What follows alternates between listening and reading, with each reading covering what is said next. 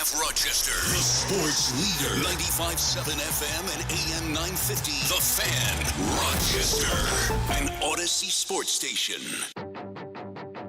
The Sports Bar with Danger and Battaglia. It doesn't matter who they put in there. If Josh Allen's hurt, season's over. So it kind of doesn't matter. But Trubisky did not look good in Pittsburgh when they had signed him 2 years ago away from the Bills. But he just doesn't really do it for me. DiNucci's going to be on the roster till, when? Till cuts?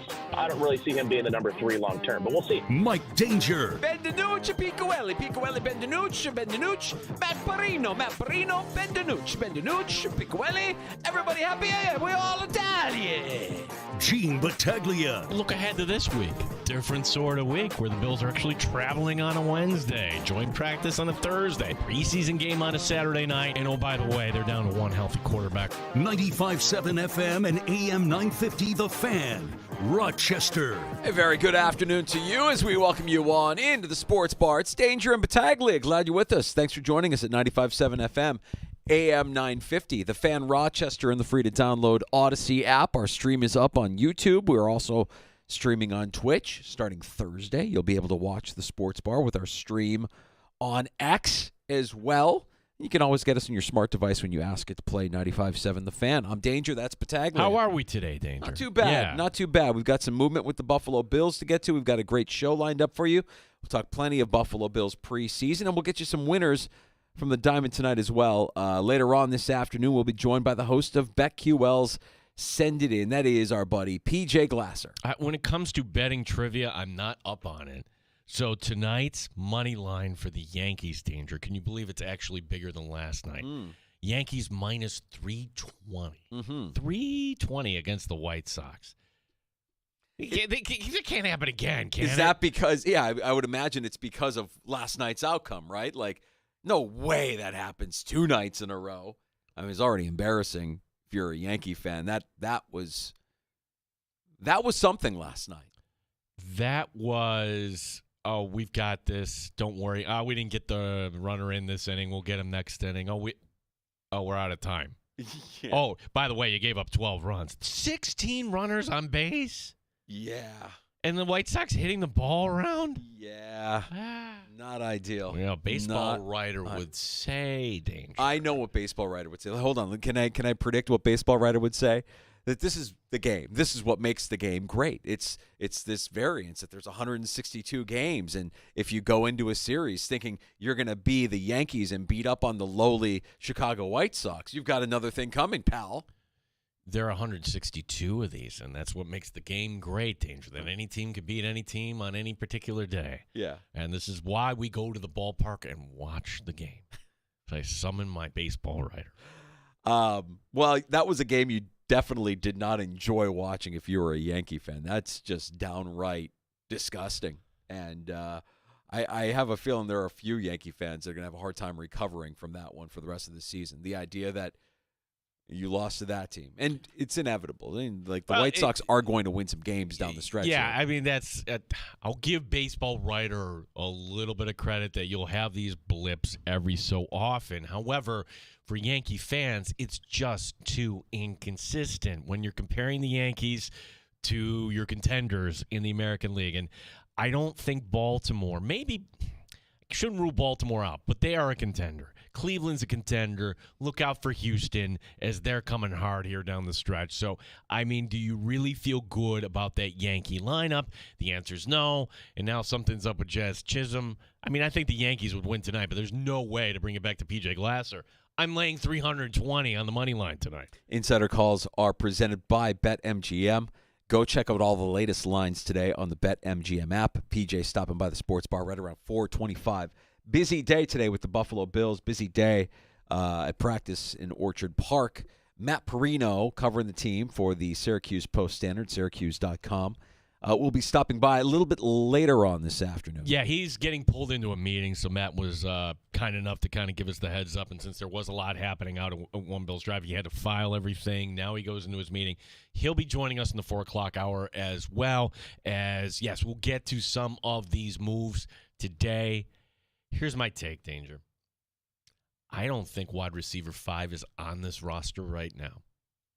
If you think this player that is on the – are you excited about Tyrell Shavers? Are you excited about Marquez Valdez-Scantling or K.J. Hamler?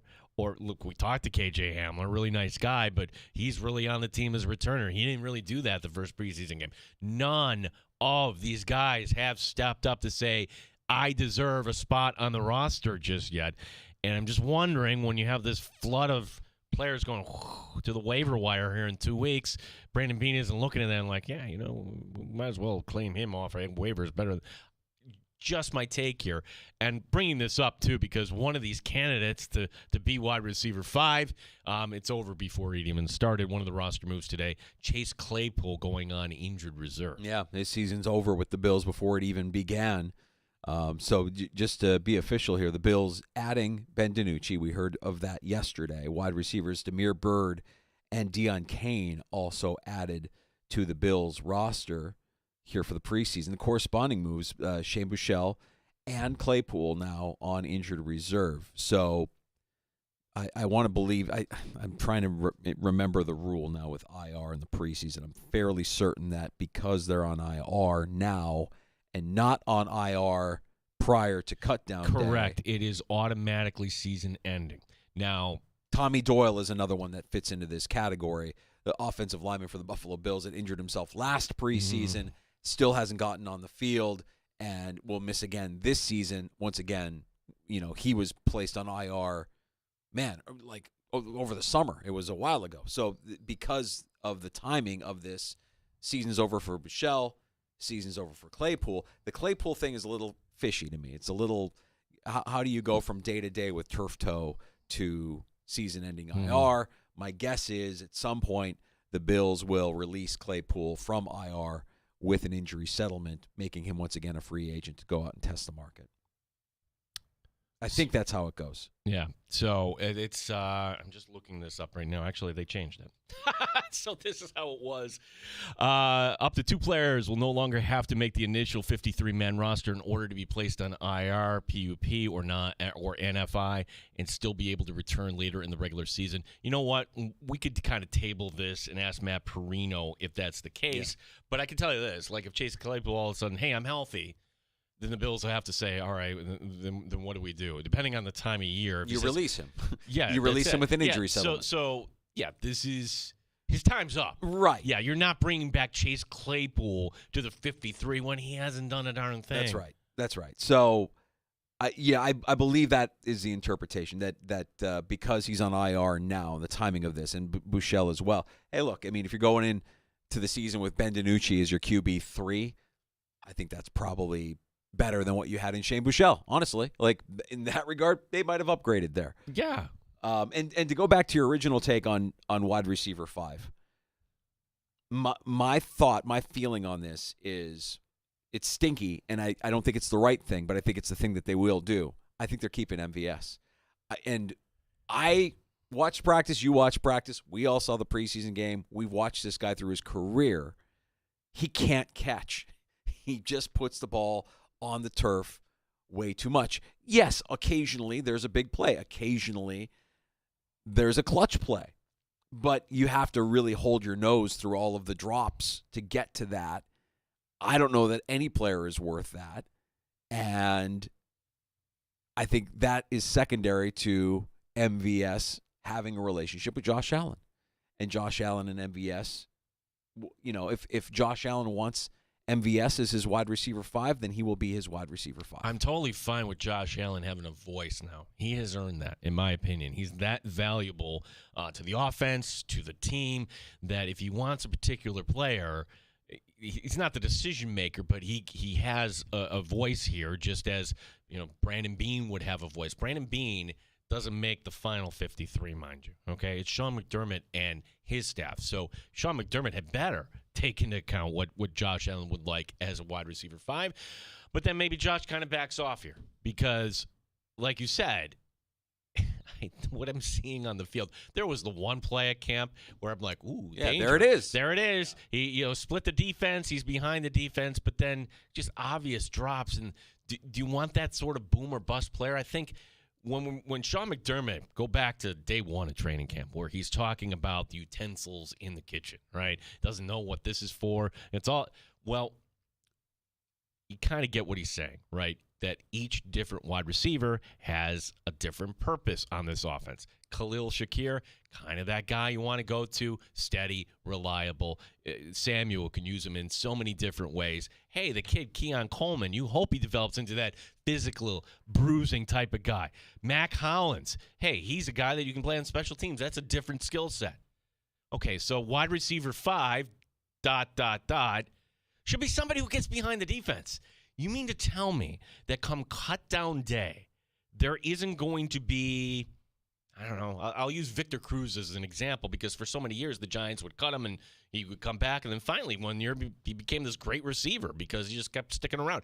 There's not a receiver out like there that is going to be on the street right now that the Bills could potentially in 2 weeks go pick up that's better than Marquez Valdez-Scantling. And I can hear one of your objections, but Gene, this is a team that's up against the cap, and that would cost money, and cutting Marquez Valdez-Scantling will cost money.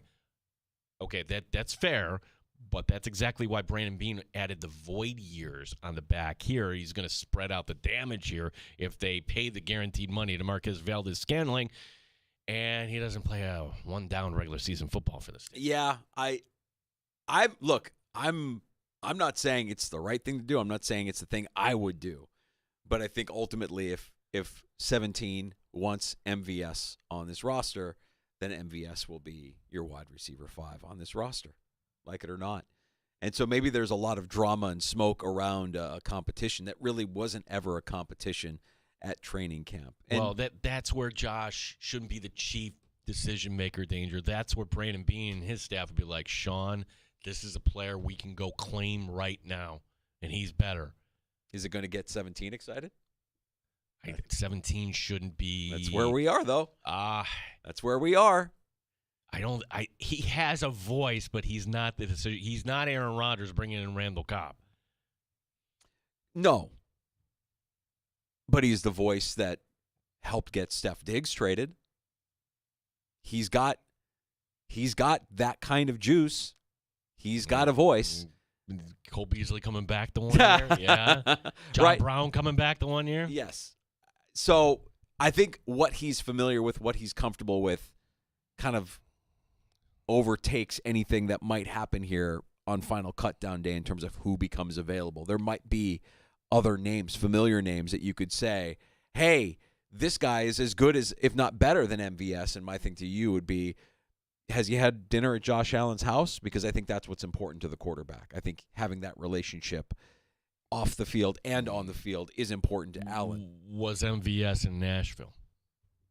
I'm not being cheeky. I think he was. Yeah, so that okay, then you got to factor that in. Right. So he had his guy. Yes. I mean, I think that matters.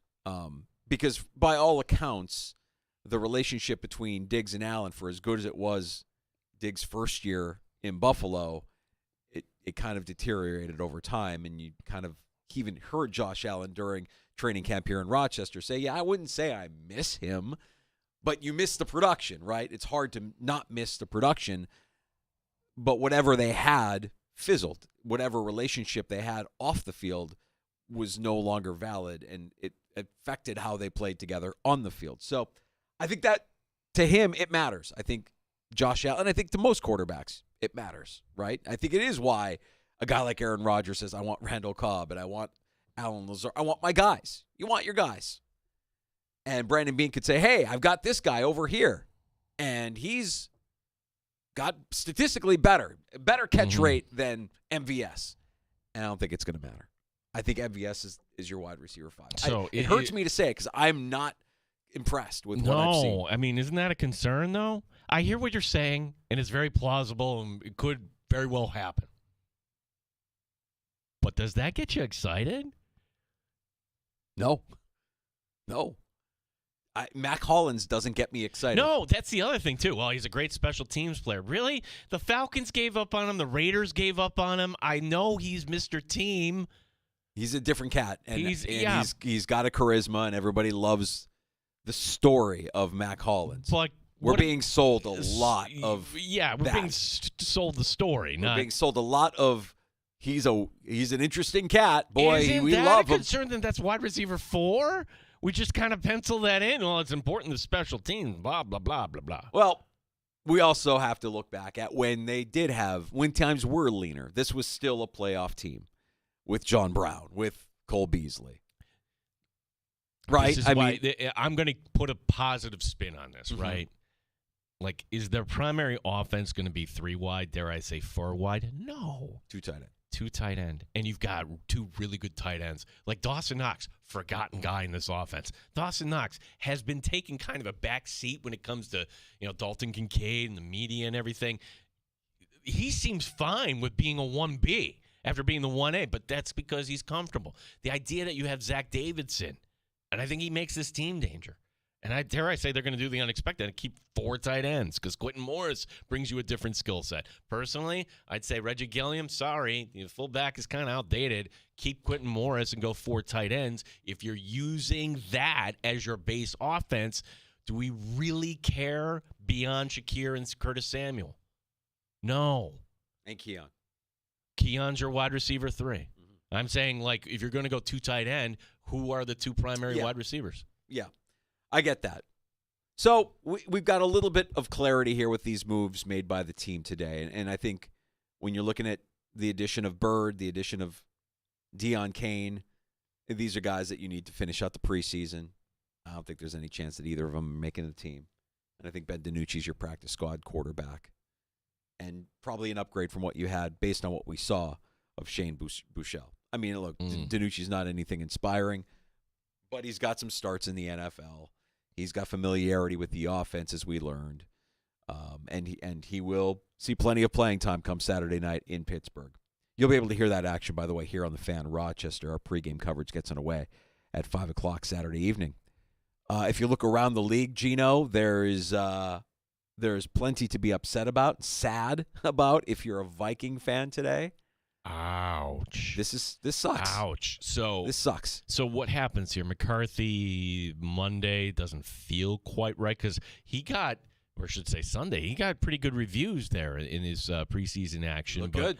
But the knee is sore. Okay, let's go take a look at this. And there's going to be surgery on his meniscus. So what we have to figure out, or what we have yet to learn, is this, it's a torn meniscus, but is this a trim or is this a repair?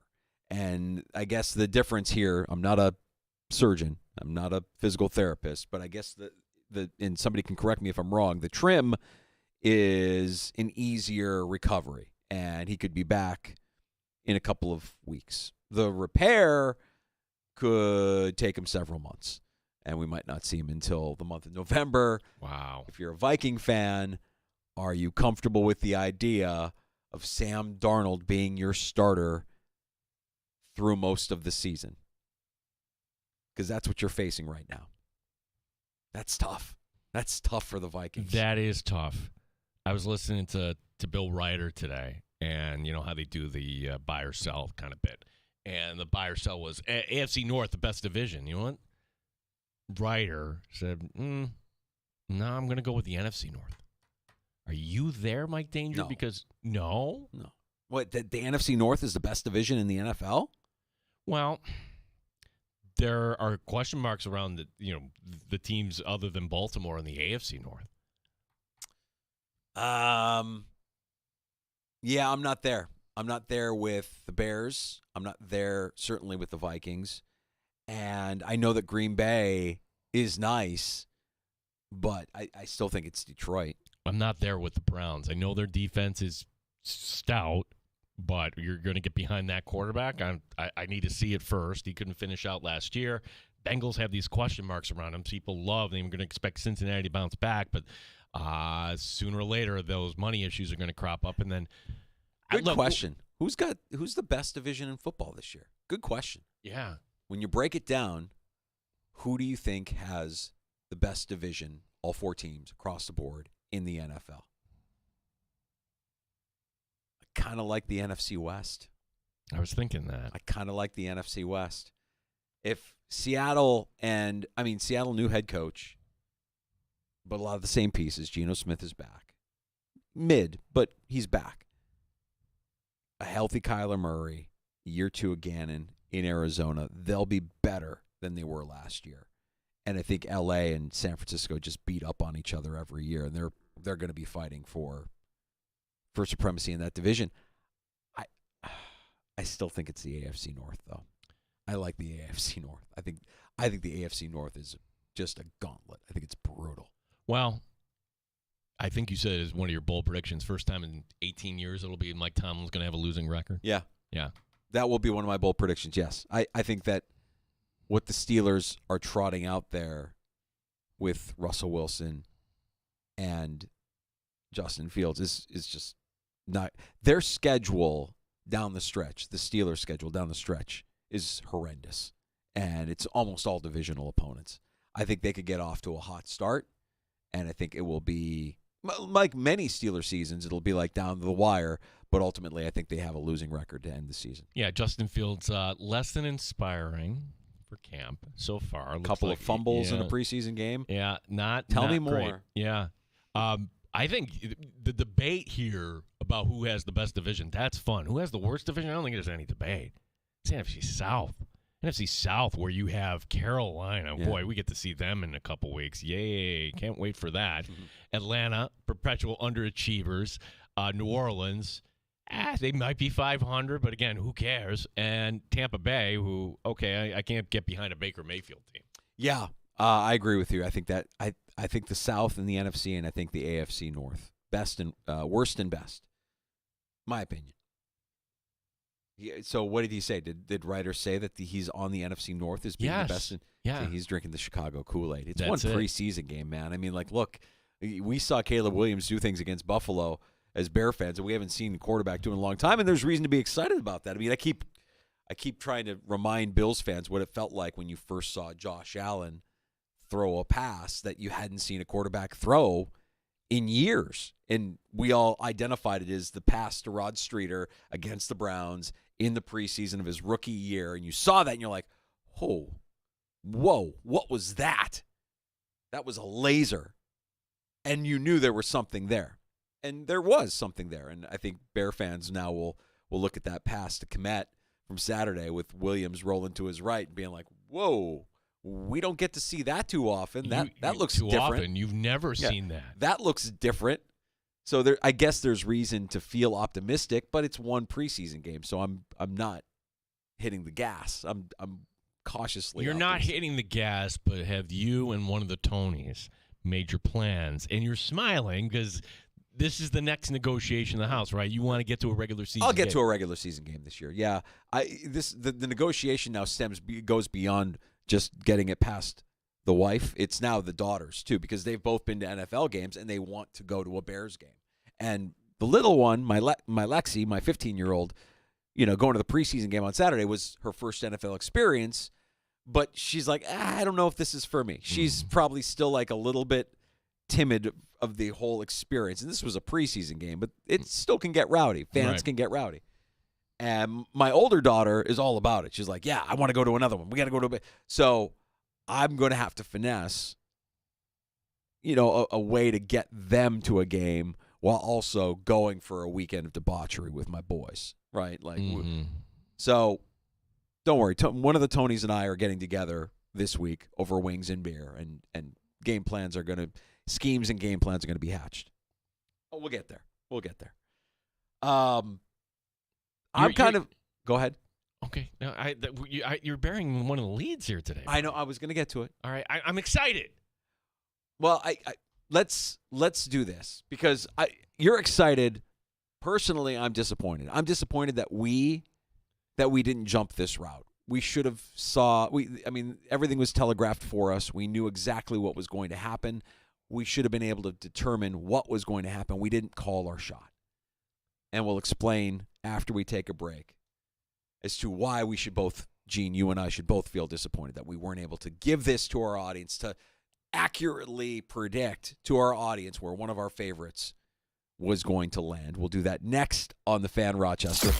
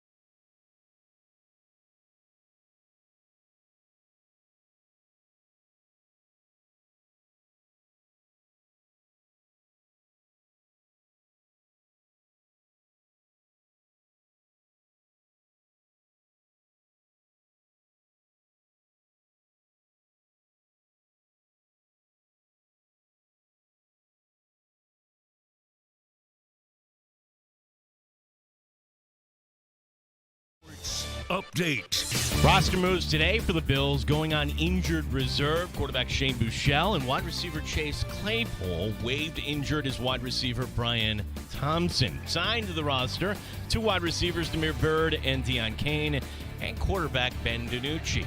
Joe Brady knows about DiNucci. I remember Ben going back to when he was coming out of high school, Pine Richland, and so he's going back to Pittsburgh. But I've obviously known him from his career when he ended up at James Madison, beaten down at William and Mary, and so I've known him all the way back to high school, and always been a fan of his game.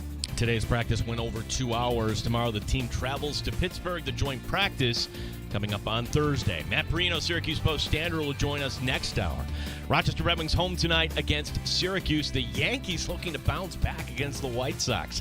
Gene Battaglia on the Sports Leader, 95.7 FM and AM 950, The Fan Rochester.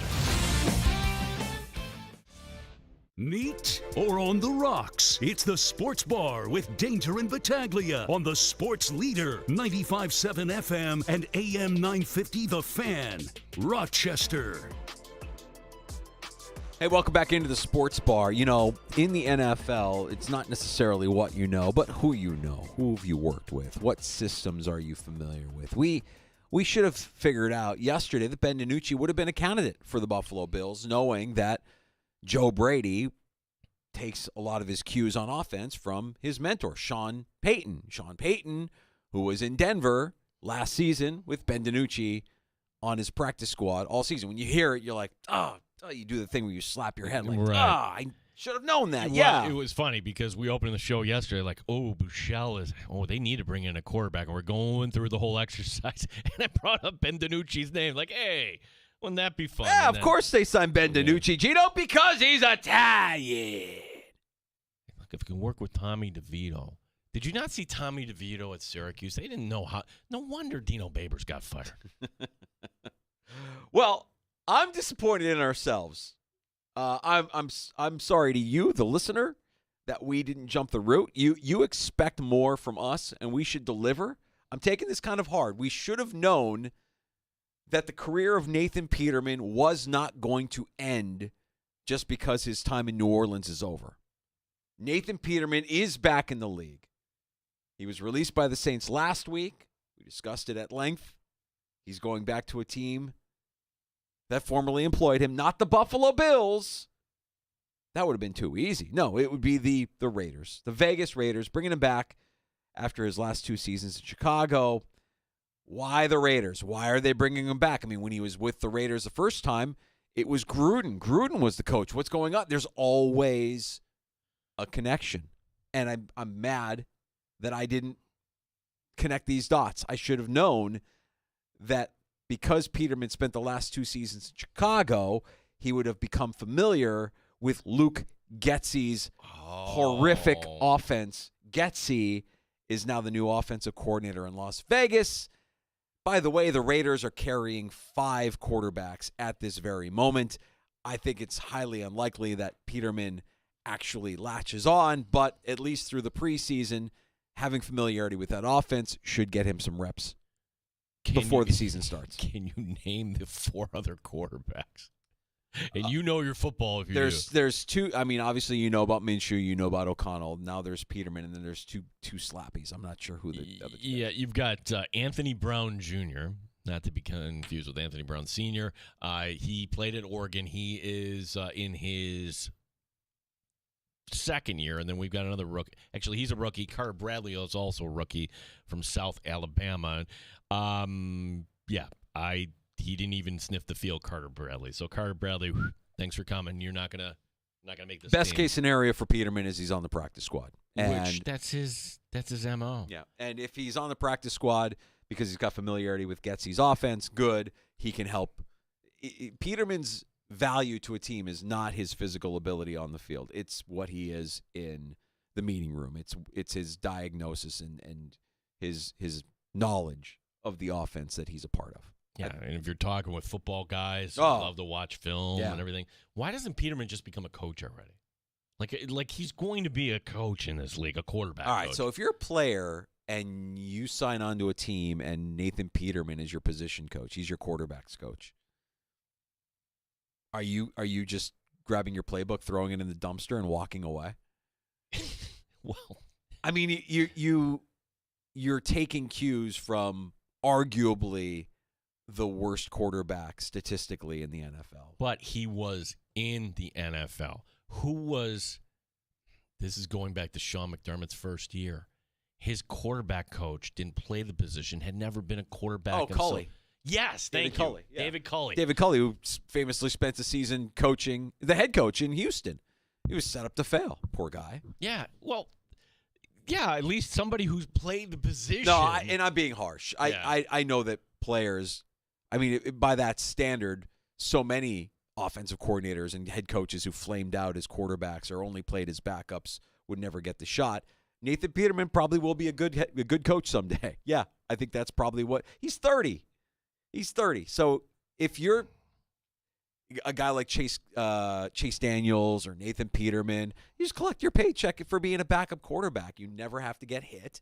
You don't have to worry about the physical aftermath of your playing career.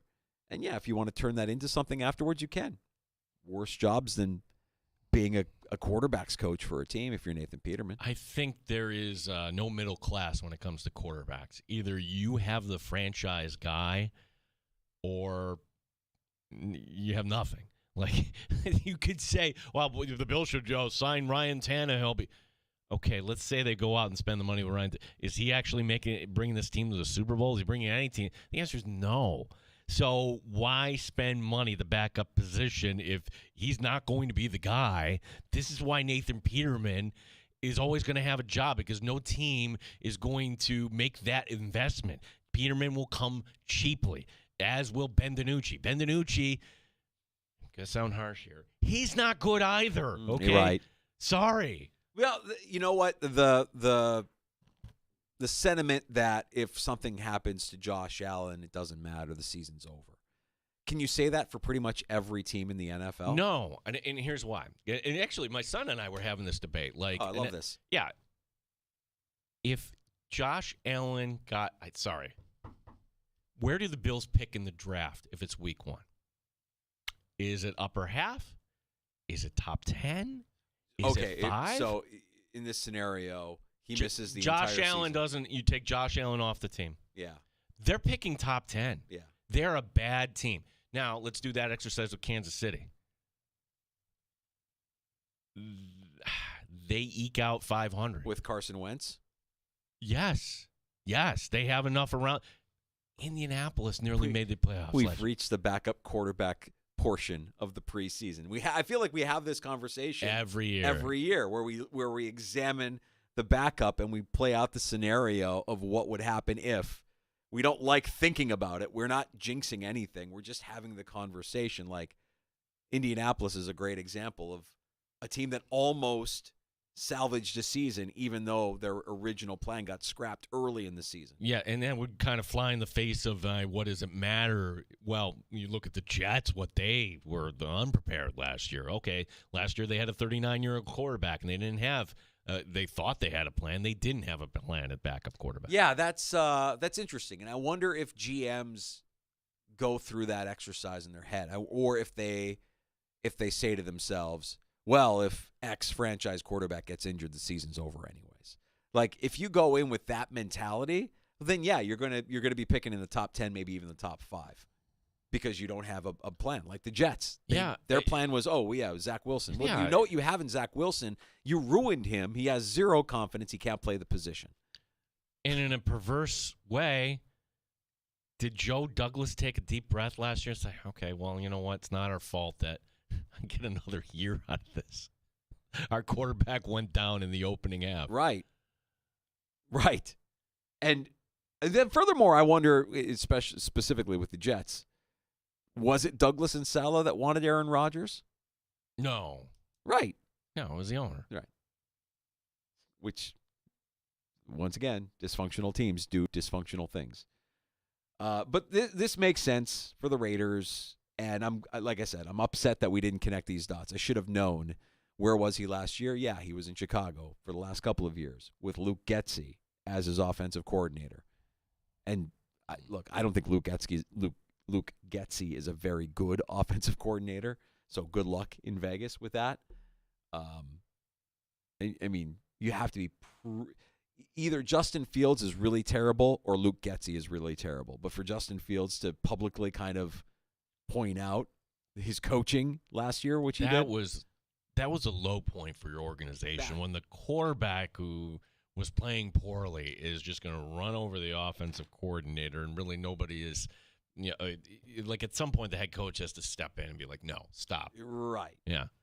Well, he's in Vegas now, and he's got a little quarterback competition between Aiden O'Connell and Gardner Minshew. But Nathan Peterman will be there to be another mind, a little melding of the minds there between Luke Getsy and Nathan Peterman, who's back in the NFL. And the NFL, really, is the NFL worth watching if Nathan Peterman isn't in the league? Come on, let's be real. I was going to save this for shots later, but this is just too good. So, NFL schedule coming up, preseason, and this a little less exciting, right? Like, we're all like, yeah. No, now we're like, all right, bring on week one. We've seen enough. Enough. All right, well, you're not going to get any games Friday night, and you only get one on Thursday night. It's Philadelphia and New England. And in advance of this, having the joint practices, which, okay, this is sidebar. This is the future, right? Less preseason games. It goes to 18 weeks. We'll have joint practices. Joint practices control the nobody gets hurt or the longer preseason without preseason games, right? Yeah. Like that feels like the concession that'll be made. Like, okay, we want you in camp earlier. We'll do more joint practices, less preseason games, and oh, by the way, we're starting the season. Or we're going to start an 18-game season. Just to warn, though, Brandon Bean, if you decide to have camp at St. John Fisher University, as much as I like Fisher and camp at St. John Fisher University the 4th of July, not going to be there. Nope, not doing it. Not doing it, Danger. This is from Mr. Mayo, Coach Mayo. Mr. Mayo. Mr. Mayo, Patriots head coach Mr. Mayo. How polite of you. Gerard Mayo, who I once called Jared, and I couldn't remember, and then I just ended up hunting and calling him Mr. Mayo. He's got this warning. This is serious, okay? If fights break out for his players against the Eagles in this controlled practice setting, they're going to be punished. What's the punishment? Any guess? Well, I'll tell you. If you fight and you're a starter, then you're going to play the whole preseason game. And if you fight and you're not a starter, you're not going to play at all against the Eagles. Okay. I like it. You like it? I think that's high school crap. Yeah, it is. You're treating grown men like they're high school students. But I get the message. I mean, I don't think Josh Allen was particularly keen of having to come out of the game on Saturday. I think he wanted to play. Like, football players want to play. Josh Allen doesn't have the switch like, oh, I've got to kind of put it in low gear here. No, there's the first down. I'm going to get it. He's not thinking, oh, it's a preseason game. That's right. And, yeah, so, like, they want to play. I mean, look, the vets don't want to play, right? So that the punishment makes sense. This is the preseason. It doesn't matter. Who cares? So you're going to put me out there and let me play the entire game if I throw down with the other team? I think it's great. I don't think it's going to work. I mean, it is. It's great if you're talking to high school kids, but these are grown men. They're grown men. And he's laying it down.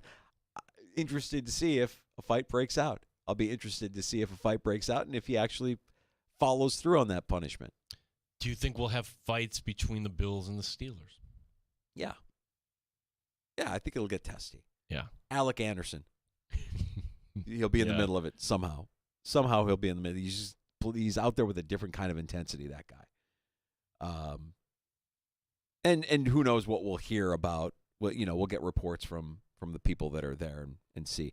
Another report out of practice today, and we don't know if this is severe or not. I mean, I would imagine it's not severe. He didn't leave the field. He didn't take off his pads. But Matt Milano did miss some time in practice today with an arm injury. Which we heard just speculation. Like we just kind of take it at face value. Oh, he's going to be fine. Everything's going to be fine. Matt Milano's going to be fine. I'm not 100% sure that Matt Milano is going to be fine. Yeah, I mean, I'm okay. Don't get me wrong. I'm okay with Von Miller not playing, and I'm okay with Matt Milano not playing this preseason. You're worried about what they're going to look like come week one. Of course. Yeah. Of course. I didn't see anything from Milano during training camp here in Rochester that led me to believe he's missed a half a step or he's missed a step or he doesn't look like the same player. Yeah, there was one play in particular where it's just the screen pass to Cook, and Matt Milano reads it. He's right there. Bam. Blows it up, yeah. Yeah. And I'm also, like, if something were to happen, I'm not overly concerned because I think that, I mean, could it be worse than it was last year when they were in dire straits and they had A.J. Klein out there? I mean, Dorian Williams is another year down in this system now. Balin Spector is still around. I don't know how often you would want to use him, but Dorian Williams feels like a guy who, if he saw the field, Right. it wouldn't be the worst thing. We don't really know what we have in him, just like we didn't really know what we had in Terrell Bernard before last year. Dorian Williams was the player that if we say, hey, the Bills draft on need, no, that wasn't a need at the time. You had Matt Milano. And we thought, oh, they're going to move him inside. No, that's not him. He's more of your weak side linebacker. That's Matt Milano. Oh, that's interesting. But that was what the board was telling you at the time. So if we see a little more Dorian Williams this year, is that a bad thing? I don't think so. No, I think prepare for it. Yeah. I think prepare for it. And I'm not saying that Matt Milano is going to be injured this season, but I would think that I think like Von Miller, they will be managing his reps, at least early in the season. Yeah, and like we've been saying, I don't trust the safeties on this team. We're all concerned. I mean, there is no depth on the safety, but that second level, meaning the linebackers, the two of them, like we didn't get to see Milano and Bernard a lot together. We saw it for 4 games. That was it. I think that is something that I'm excited to see, and they're going to be leaned on, okay, because those safeties, look, say what you want about Damar Hamlin. You certainly give him credit for getting this point. He's just been a depth player, and he started the last season there because, well, he was forced into it with the injury to Micah Hyde. That's how he got his chance, really. If Micah Hyde was healthy, I don't know if we'd be having that Damar Hamlin conversation. Best thing you could say about Damar Hamlin was he had the opportunity. He beat out Jaquan Johnson. He got on the field at a time when the team needed him. But I don't know that he's ever been, oh, yeah, we're enthusiastically plugging him in. We have all the confidence in the world. They're not going to say they don't, but they don't have to. They drafted him. What was he? What round pick was Hamlin? Was he a sixth round pick? Right. I mean, kind of undersized, gets thrown around a little bit out on the field. Not the most physical of guys, but you can at least count on him being in the right place at the right time where he needs to be with that familiarity in the defense. So we'll monitor the Milano arm injury if it is indeed even an injury. It could have, I mean, for all we know, he could have got hit in the funny bone and, had some nerve issue. He was doing push-ups, I guess. If you're doing push-ups after an arm injury, you're probably going to be okay, my guess. I'm going to read you the quote. You're going to know it's a lie. You tell me the head coach that said it. Right? Everybody want to play along? This is from today's practice, but I'm not going to tell you the team. This head coach, quote, "It's not a distraction. I can promise you it's not. It's not frustrating because I don't have any control over it. When he's ready, we'll embrace him with open arms." That's Shanahan. Ooh, close. Oh. I guess I would. I'm going for sports bar favorite Robert Saleh. That was his quote today On Hassan Reddick. saying it's not a distraction. Yeah. Oh, really? Yeah. He, I don't know, man. Not a great head coach. Just think he might be a little bit miscast. We'll see how it shakes out this season. How do the Jets get their? How do they worm their way out of this?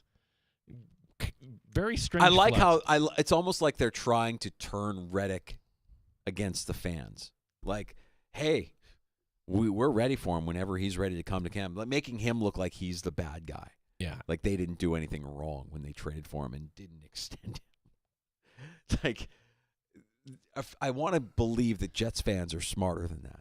I think they are. What they're saying is It's almost insulting. Yeah, they were gonna put more money, more bonus money up front, and then it'd be fine. But Reddick wanted a new deal, so you're right. I don't see any Jet fan that is been telling you, would actually kind of buy this. Why are Jets reporters kind of buying this too? Seeing a lot of that too. Like, oh, no, your team screwed this up. Mm-hmm.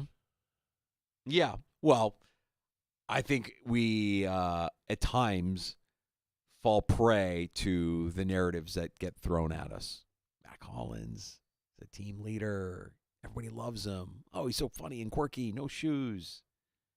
Let's see what kind of a player he is. I want to see what kind of a player he is. I want to see if he's capable of more than 20 receptions in a season, which he's only done once his entire career. But a lot of that gets forced out. And in this instance, now you're getting a steady diet of, well, whenever he's ready, we're ready to have him. You're not ready to have him, and he's not going to be ready. He wants what he believes he was promised. Here's where I come down on Reddick. If it were outside of the division, like if the New York Jets were like not in the AFC East, right? You're picking up the phone. I'm sure maybe even Brandon Beane is picking up the phone, but the Jets aren't going to send him to Buffalo. Oh, how could they do that? Well, he wants a new deal. You're just going to push. You're going to spend some of next year's money and allocate it toward that cap, right?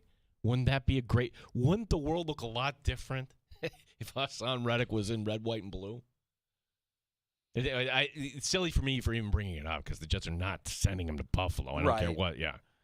Well, speaking of the Jets, as we can kind of focus our gaze on week 1, San Francisco, the opponent, and I know we're predicting every week 1 game against the spread. That's today's game. Yes. Yeah, we got that coming up. Yes. But I think we'd all say, oh, San Francisco's going to go. Do you feel confident, though, that it's going to try? Or do you think maybe, hey, Robert Saleh, he's the defensive coordinator for the Niners. He's going to know how to go against that defense.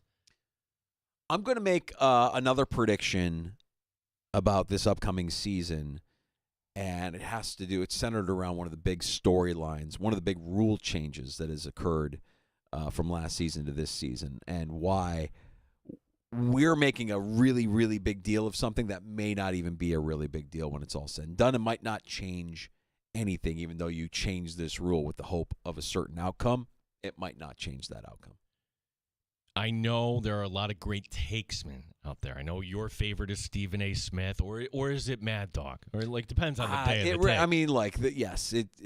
I don't know that I have a favorite. I'm just a fan of anyone who can craft a strong take. I think the potential for Angel Reese to be the best takes woman of all time is out there. She gave a take, and I know she's a lot of people not into her, but she does her job brilliantly. And I'm going to give you, what she said and why. Actually, she must listen to the Sports Bar. Aha. We'll get to that and more next. Don't forget, PJ Glasser, the host of BetQL Send It In, stopping by at 425. And we'll also check in with Matt Perino sometime in the next 60 minutes as well from Orchard Park, covering the Buffalo Bills for Syracuse.com.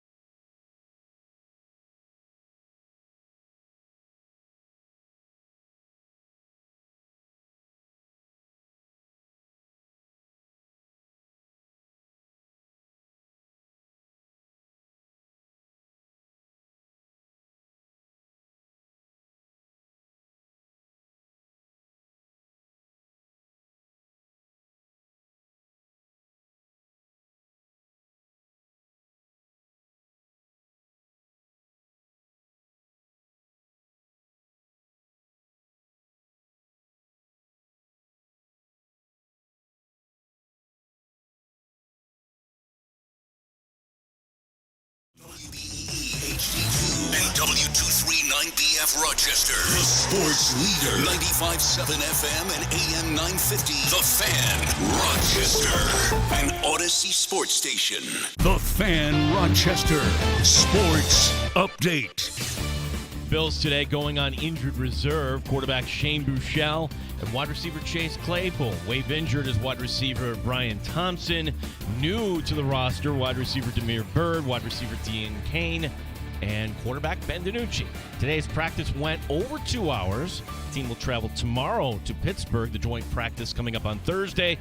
Josh Allen on what's ahead. Different players that you're going against. You know, we know these guys. We've played them quite a few times the last few years. They've got one of the greatest coaches of all time. Some really special players on defense. So, again, that's good to go up and practice against them and kind of gauge and see where you're at. Matt Perino, Syracuse Post Standard, will join us next hour. Rochester Red Wings home tonight against Syracuse. The Yankees once again taking on the White Sox. Gene Battaglia in the sports leader, 95.7 FM and AM 950, The Fan, Rochester.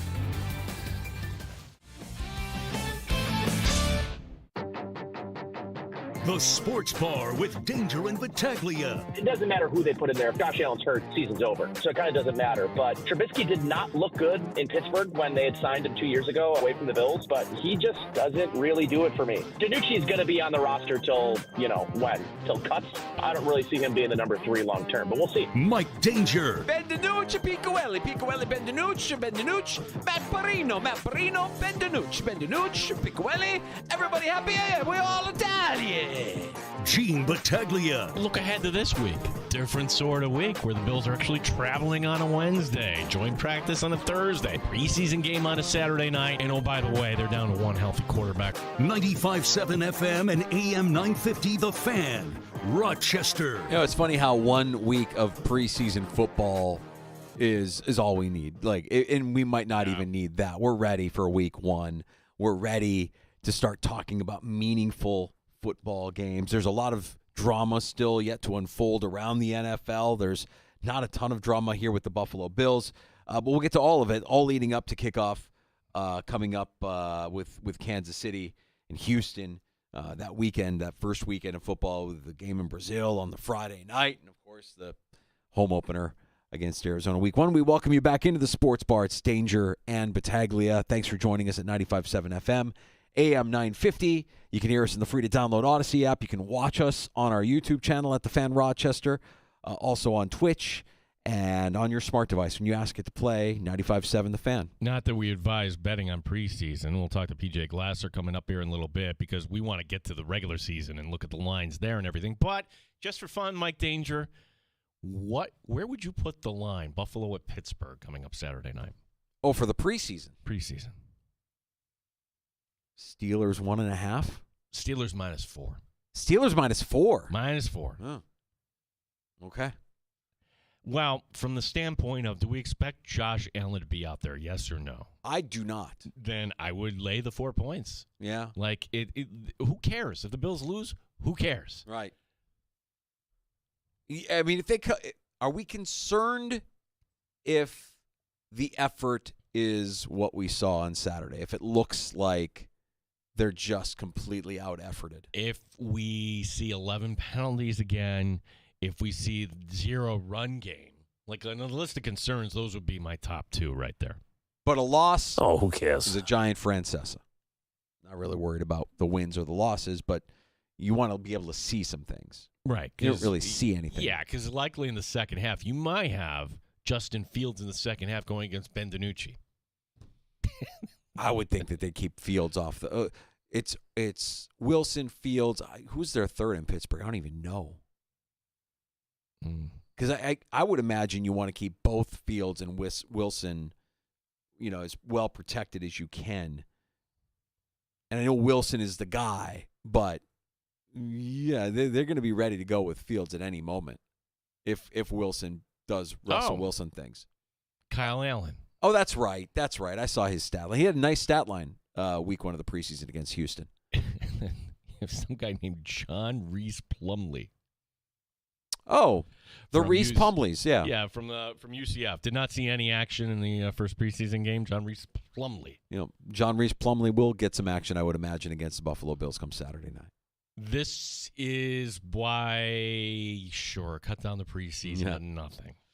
But let's talk about that week 1 matchup. Yeah, that Monday night game. I think the Monday night game is interesting. They put the Jets up against the Niners. The Jets are getting 5.5 on the road. Okay, the Niners have the better head coach. Yes, we can all agree on that Kyle Shanahan is better than his former defensive coordinator. They have the better quarterback. Yes, they do. I'm talking about 2024. Whoa. I said it, Danger. Whoa. Yes, the 49ers have the better quarterback, but there is an X factor here. Robert Saleh going back to face his old defense. He's going to know what to do here. Most times, I would say this is a factor, but once the ball is snapped, what coaching is that going to – what value? Aaron Rodgers is going to do what Aaron Rodgers wants to do, which is always not good against this team. Quite often, it's they lose to the Niners. Specifically, Aaron Rodgers loses to the Niners. Enjoy, Bills fans. Take the Niners minus the 5.5. There's a part of me that wants to say absolutely right, and then there's another part of me that's like, well, I don't think the Jets are going to win, but that 5.5 feels big. Like I could see the Niners winning by a field goal. I don't know that I see the Niners running away with it against the Jets defense that will be as healthy as they will be throughout the course. Whether or not Hassan Reddick is a part of that defense remains to be seen, but it's still a good defense, right? 5.5 feels like a lot. No, I'm taking the Niners minus 5.5. Wait a second. I'm taking the Niners minus 5.5. How many years did you watch the Packers just kind of stumble out of the gate? And See, my experience of watching the Packers as a Bears fan is a little bit different, I think. that's fair. For the amount of attention that we've been giving the new kickoff rule this preseason, look, it's a brand new play. We've never seen it before. It looks different. How much time have we spent talking about how teams are going to strategize and what they're going to put out there and how they're going to field it? There's still a very real possibility that this play remains a dead play because giving up the 30-yard line on a touchback doesn't carry any of the risk if the average starting field position is the 29, which is what I believe it was after 1 week of the preseason. I believe more coaches will actually employ that strategy rather than risk injury or that big return. Now, owners can, if they want to, ensure that this play does have meaning once again this season. They just got to push the touchback line up to the 35. And they can do that. They meet at month's end here reportedly to discuss private equity rules and partnerships. They should also move that touchback to the 35-yard line, encouraging more activity once again on kickoffs. Otherwise, I just think coaches are going to tell their kickers, we'll take the touchback. So do you think when Tyler Bass was doing that, was he doing it intentionally, hoping that they would do it, or this was actually the plan? Like, all right, if he wants to return it like inside the 5, knock yourself out, but let it go into the end zone. I think when you factor in the injury risk of any play, and the more than anything, no coach wants to be the first coach to have the big return happen against them, if it does happen, especially when the option still exists for you to kick it out of the end zone and start at the 30. If the average starting field position with the new kickoff rule is the 29-yard line, guys, what are we doing? Yeah, I saw something different because we couldn't watch all the preseason. NFL Network ran back last night, Chiefs and Jags. Oh. And this whole sequence. Yeah. Look, Marquez Valdez-Scantling, you know why he's not in Kansas City? Because they had not one, not two, but 3 knuckleheads on that team in that position. Yeah. Like, you have Kadarius Toney, king knucklehead. And then you have still there Mecole. And Mecole, I wasn't aware that this actually happened. He fields the ball just outside the 1 and pulls it back into the end zone. Like, wait a second. No, you can't. That's a safety. That's a safety. And on the field, they said originally, it's a touchback. Like, no. And you see the Jacksonville bench going crazy. And, okay, yeah, we look at it again. It's preseason for the officials, too. But that's point number 1. The second point is what happens after a safety. It's the free kick. Ooh. The free kick looks different there, too. So you commit a safety. That's a big thing. Jacksonville should have ripped that off. I don't know who the returner was. Basically tripped over his own 2 feet at the 40-yard line. Yeah. So we almost had a return on it. They asked, speaking of the Niners, they asked Kyle Shanahan about this. And he didn't really hold back. He was like, yeah, that's kind of a good strategy. I don't know why we wouldn't just take the 30 and avoid the risk of a big play or an injury. We'll just take the 30. I mean, they are a little bit risk averse, and no coach is going to want to be the first coach who has this happen to them, whether it's an injury or a big return. And the owners have to know this. And they have to know that if they really want to get their attention, if they really want to make this play a meaningful play again, then make the touchback line the 35 and not the 30. I'm going to suspend judgment because just going back to what Smiley, the Bill special teams coordinator, was saying, like, nobody is going to show you what they have until we get to week 1. Yeah. Who would put something on tape right now? I don't quite see that. Angel Reese and I park our car in the same garage, Mike Danger. Oh, you like playing the role of villain? Well, about a certain take. Okay. And, you could throw the 15-yard penalty on me for recycling, but Angel brought this up, not me. ESPN posting a story, and the headline is this. Yes, the U.S. women's 67-66 win over France is still soaking in. But who will suit up for Team USA in the 2028 Olympics? I love it. I know exactly where you're going. Reese wanted none of it. Quote, let's just congratulate these women and let them enjoy this moment. Leave my name out of it until my time comes. Correct, Angel. Tell me, is this an ESPN thing?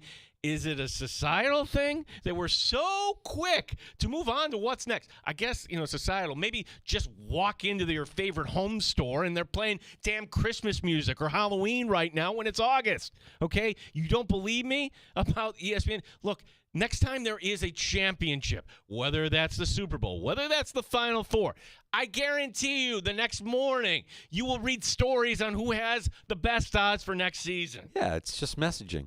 It's just messaging, man. They're trying to get in your head. They want you thinking about the next thing. It's the reason why the closing ceremonies are really the junior opening ceremonies for the next Olympic Games, right? How much time did they spend talking about L.A.? Right, and I would think that if you were in Paris and there were a few whistles like, hey, this is still us here. What are we doing here with Tom Cruise and everybody jumping off? Yeah. No, that's I think it is societal, and I think ESPN understands that a lot of people are always looking to the horizon. They're always looking for the next thing to look forward to. So if women's basketball is your thing, you enjoyed this tournament, you enjoyed the outcome, except that there was a story around this team. Why didn't they bring Angel Reese? Why didn't they bring Caitlin Clark? I mean, now you can get satiated by ESPN recognizing, hey, only 4 short years, and you'll get what you actually want. You'll get Angel Reese, you'll get Caitlin Clark, and you'll probably get another gold medal in L.A.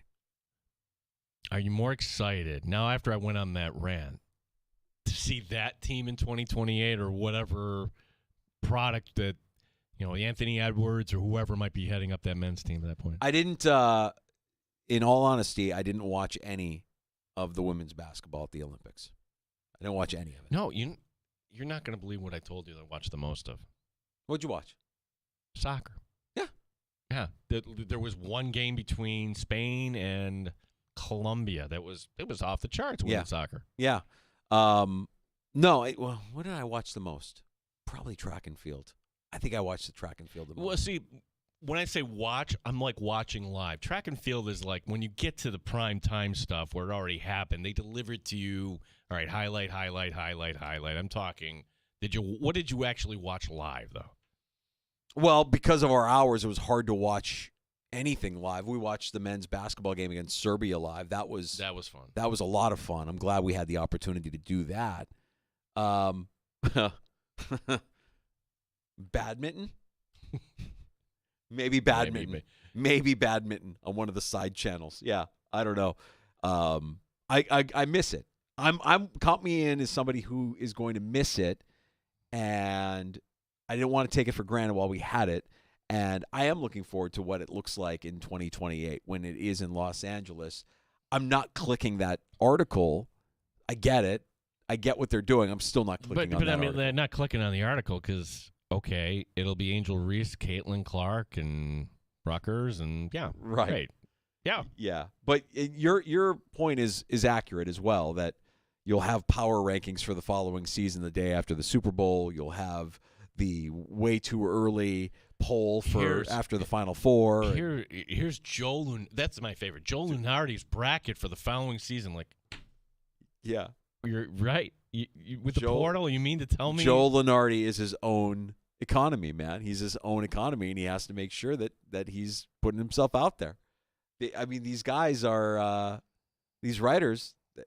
They're putting out what they can put out to get you, the fan, excited.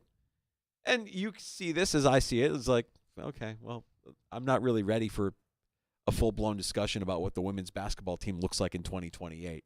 Thank you, ESPN. Thank you for right. But one thing for me to say it, it's totally different range where he's saying, "Come on, really? Right? You just won the gold." Give them their moment. Give them their moment. Let them have their moment. And to that point, I would say they are getting their moment. They are. I mean, like they got plenty of coverage. They're already looking ahead to 2028. But I think that everybody, whether you're talking about the men's team or the women's team, they've gotten their shine from getting their gold medals. You know when it'll piss people off, and I do believe this will happen in our lifetime. One of those two teams in the West of us will win a championship, and we'll be like, yes. And then the next morning, who will win the following Super Bowl? That's what'll happen. Like, oh, Bill's winning. Old news. Yeah. We can't wait to get the stench of a Buffalo championship off of our homepage. Let's talk about next season. Talk about next season. We like Dallas next season. Quickly, change the subject. Let's talk about next season. We don't want to talk about what's going on in Buffalo. Let's see Buffalo. what Aaron Rodgers has to say. Yeah. We got PJ Glasser stopping by the sports bar next. Oh, boy. Last night, if you're a Yankee fan, look, I know PJ didn't bet the White Sox last night. Are you betting, the Yankees at that price, or are you saying, you know what, the White Sox maybe are worth the value? Is PJ buying into that? Are the Yankees? I mean, look, the way the Yankees go, they probably blow out the White Sox next two games and win by a total of 24 runs. Yeah, I think we got to hit PJ up with a couple of our picks here too on the slow rollouts too. Yeah, like yesterday, you and I picked Green Bay, Philadelphia, where Philadelphia is actually getting a point and a half. You're like, oh, that looks too easy. Take the team that's getting the points. I'm like, no, I'm going to take Philadelphia in that instance. We'll talk to PJ Glasser. He is the host of BetQL's Send It In on the BetQL network. Insider calls are presented by BetMGM. Go check out all the latest lines today on the BetMGM app. He's next on The Fan.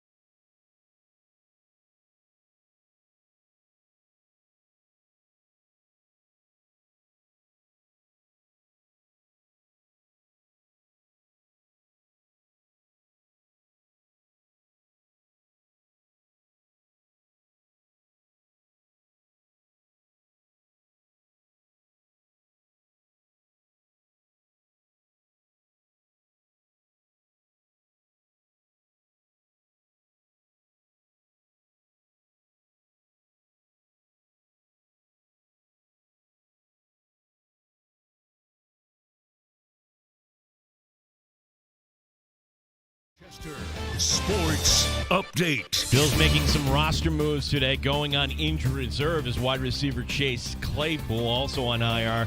Shane Buechele, wave injured, as wide receiver Brian Thompson. Signed to the 91-man roster today, Demir Beard, Deion Kane, and quarterback Ben DiNucci. Today's practice in Buffalo went over 2 hours. The team traveling to Pittsburgh tomorrow. Joint practices on Thursday. Joel Brady, offensive coordinator, knows about DiNucci. I remember Ben going back to when he was coming out of high school, Pine Richland, and so he's going back to Pittsburgh. But I've obviously known him from his career when he ended up at James Madison, beaten down at William and Mary, and so I've known him all the way back to high school, and always been a fan of his game. Matt Barino, Syracuse Post-Standard, joins us later this hour with more on the Bills. The Rochester Red Wings home tonight. They take on Syracuse. Gene Battaglia, the sports leader, 95.7 FM and AM 950. The Fan, Rochester. Pull up a stool and join us. 585-866-4FAN. 866-432-6. The Sports Bar with Danger and Battaglia on the Sports Leader, 95.7 FM and AM 950, The Fan, Rochester. Joined now by the host of Send It In, the BetQL Network, Odyssey Sports Betting Insider, PJ Glasser. Insider calls are presented by BetMGM. Go check out all the latest lines today on the BetMGM app. PJ, I want to get to your thoughts on the action on the diamond tonight. Specifically, want to get your take on what the Yankees did with the White Sox last night, because I think last week at this time we were discussing where there might be some value in the White Sox, but I'm fairly certain you weren't on the White Sox last night. Not many of us predicted that one. No, I was not, guys. That was a shocker. I mean, not only for them to win, but for them to win 12-2. I mean, we got like 40 games left in the season. Teams like the Yankees, who are competing to win their division, are competing really just to make the playoffs. I mean, they're 6 games up in the top wild card spot, and we know things can happen rather quickly in a week, 2 week span. So that was a stunner. I think it was maybe the second time in the last 8 or 9 years that a team had been like a minus 300 favorite or greater in baseball to lose by 10 or more runs. So it was a pretty stunning, pretty historical almost loss yesterday for New York. And I'm sure all of New York City handled it well today after that game. Yeah, I mean, look, the baseball purists would say it's 1 of 162. But, PJ, if you're looking tonight, and it depends, I've seen it, Yankees minus 300, as much as minus 320. I guess part one of the question is just how often do you see money lines just get this high in baseball?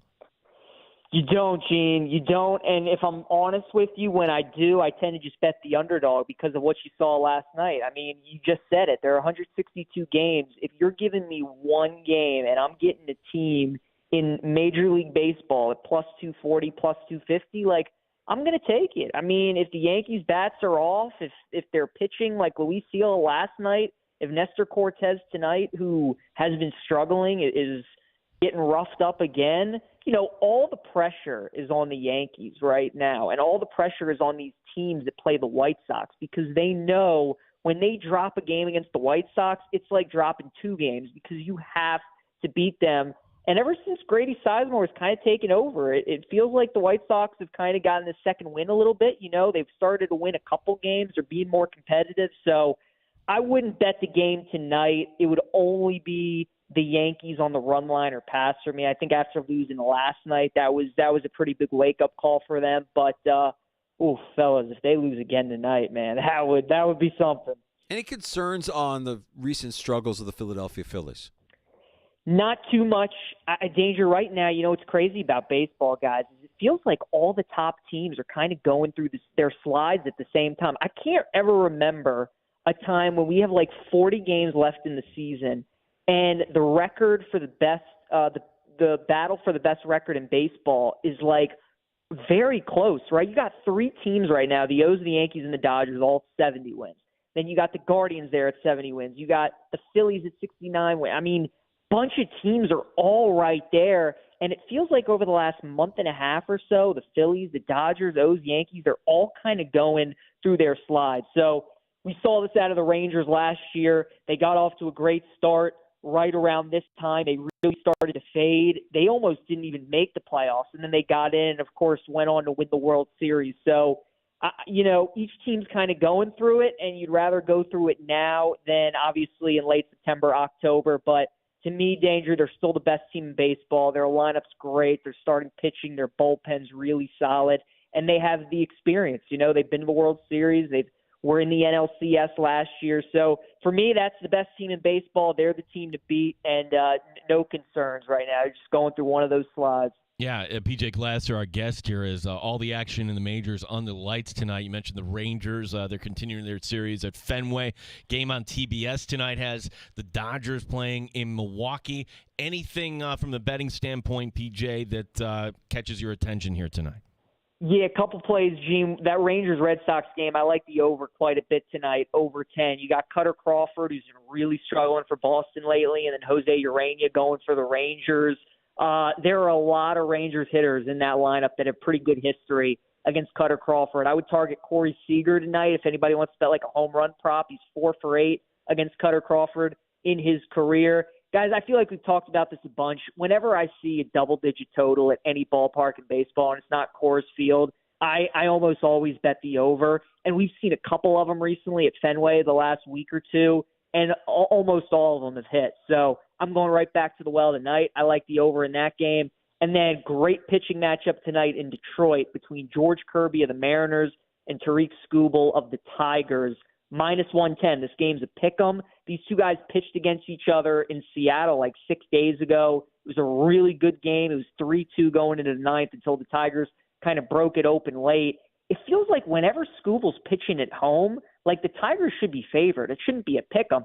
They were playing the Dodgers maybe a month ago, and Skubal was pitching, and they were favored against the Dodgers. Yet they're playing Seattle tonight, and it's a pick'em. So that tells me that there's some smart bettors. There's some sharp money coming in on the Mariners. The fact that Detroit's not like a -125, -130. So I like Seattle tonight, and I like that over in Red Sox Rangers. PJ, last week when we had you on, we started to dive into some NFL futures, and Gino and I are going through the exercise of laying out all of the Week 1 matchups here. I think last week we asked you about the Cincinnati Week 1 matchup, and we had a couple more that we had to as well. I've got them here. So I've got 3 games I want to throw at you, PJ, and I know you've been looking at this because let's be honest, preseason football, like we want to get to Week 1, right? Where do you come down on Houston and Indianapolis? That is a divisional game. People forget that the Colts came very close, actually, to winning that division, despite not really having a quarterback last year. The Colts at home getting the 1.5 seems like a dangerous play, or is it not, PJ? What's your view on this game? So, Gene, it's funny. I was filling in on one of the shows today on BetQL Daily, and we were going through the Week 1 games, and I was telling my co-host that there were like 3 games in Week 1 that I wanted absolutely no part of, and this one was one of them. The other was that Packers and Eagles game out in Mexico City. You can have that one. Don't know what to do with that game. And then the other one was the Vikings and the Giants, and, of course, we got the J.J. McCarthy news today. We don't know how long he's going to be out for, but he is getting surgery. So it looks like Darnold's certainly going to start the season, and we'll see what happens. But, I mean, all 3 of those games are either -1 or -1.5, and they're that for a reason. Like Browns and Cowboys is a game that I absolutely love. Cleveland's a small favorite. I think they're absolutely the play. But those 3 games, this Houston-Indy game, guys, I don't know. I like the Colts to win that division. Gene, like you said it. I mean, the Texans were such a surprise last year. Stroud was so good. They were such a fun and sexy and like shiny team that everybody is kind of, it feels like, overvaluing them this year because the Colts played much of the year without Richardson. Yet, I mean, they were a game away from winning that division and going to the playoffs. So now Richardson comes back. They added the defense a little bit. I think Steichen's a really good coach. So long term, I like the Colts. They would be my pick in the AFC South. For Week 1, though, guys, that is a tough game. I think I've told you this before. I really like betting against the revenge angle in the NFL. Like, I think a lot of people, when that game gets closer, will be talking about, this is a rematch of late last year in the regular season when if the Colts beat the Texans at home, they could have gotten into the playoffs. So they're going to get revenge with that, with Richardson back. So I think I would lean towards the Texans, but if I'm being honest with you guys, I'm going to stay away from that game. All right, so we already know you're going to stay away from Green Bay and Philly. I know that was the other game Gino was going to ask you about. We had a third game as well. My take on that was, who has more pressure on them?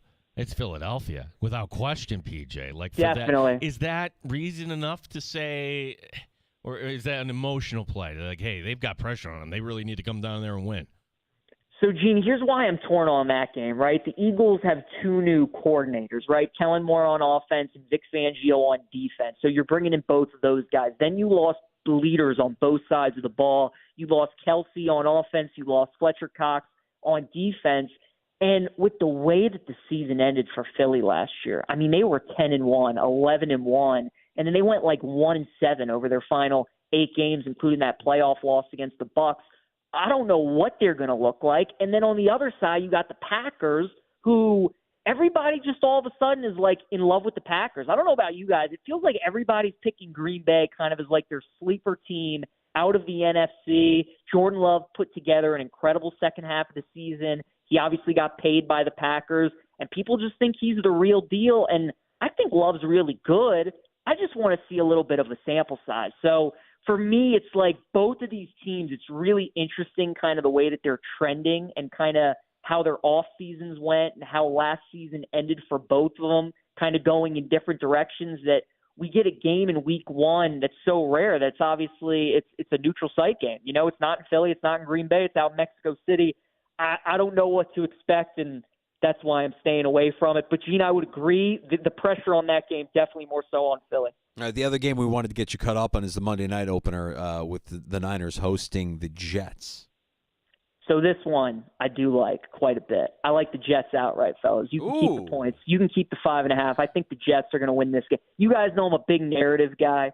I like seeing the storylines unfold. I mean, just tell me you can't picture the Jets winning this game. Lisa Salters is on the sideline afterwards interviewing Aaron Rodgers, a Bay Area guy getting ready to go back home and play probably his final game in the Bay Area. Obviously, last year on Monday night, he got hurt on the first series. You got that storyline. And then, oh, by the way, Robert Saleh was the former defensive coordinator going up against his former boss in Shanahan. There's just so many storylines for the Jets. Plus, it feels like the Jets are getting a lot of steam right now. People, I'm sure you guys know, they're in the AFC East. People are talking a lot about the Jets.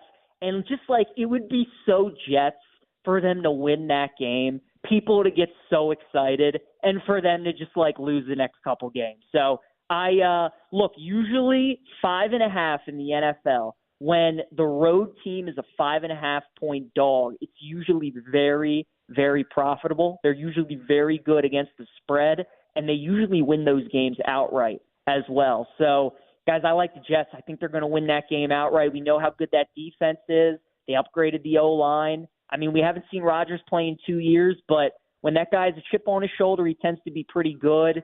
And, San Francisco with this whole Ayuk situation, I don't know how that's going to affect them in the first game of the season. So I like the Jets in that game. That's funny. So we can cross this game off from survivor consideration then, PJ. Absolutely. Would not touch the Niners, because even if I only like the Jets to cover, there are going to be spots to use the Niners throughout the season. That's obviously going to be a double-digit win team. So I would not touch San Francisco week 1. So, Gene, you can go right ahead and cross them off. PJ Glasser, tell us about Send It In and the show that you're doing on the BetQL network every day. Yeah, guys, 1 to 1:30 p.m. Eastern time, Mondays through Fridays. You can watch us on twitch.tv /BetQL, YouTube /Odyssey Sports. You can listen to us for free on the Odyssey app as well. And right now, guys, it's a lot of college football previews. It's a lot of NFL previews. We're talking some golf, obviously. We're winding down towards the season. So a lot going on, and much like you guys, just counting down the days here until football's back. Yeah, Danger, you didn't see this because you were tailgating for the Bills and Bears. But before that, 11 a.m. Eastern, I was watching the final between the U.S. women and Brazil, and the U.S. women score, and then they cut away. This is women's soccer we're talking about. Correct. To Megan Rapinoe. Megan Rapinoe. Gino, don't think I didn't hear when you were doing your little intro back in that also on the show today was Matt Perino. Yeah. Guys, we got to get Matt Perino. Does he travel with the team? Because I really hope he's making the trip to Baltimore this year. Yeah, He'll be there. Yeah, he'll be there. Excellent. You got to, when he's there, you got to ask him how many people address him by his name, because the content will just write itself with all the Baltimore accents. It's going to be great. Absolute best, PJ. Appreciate you, man.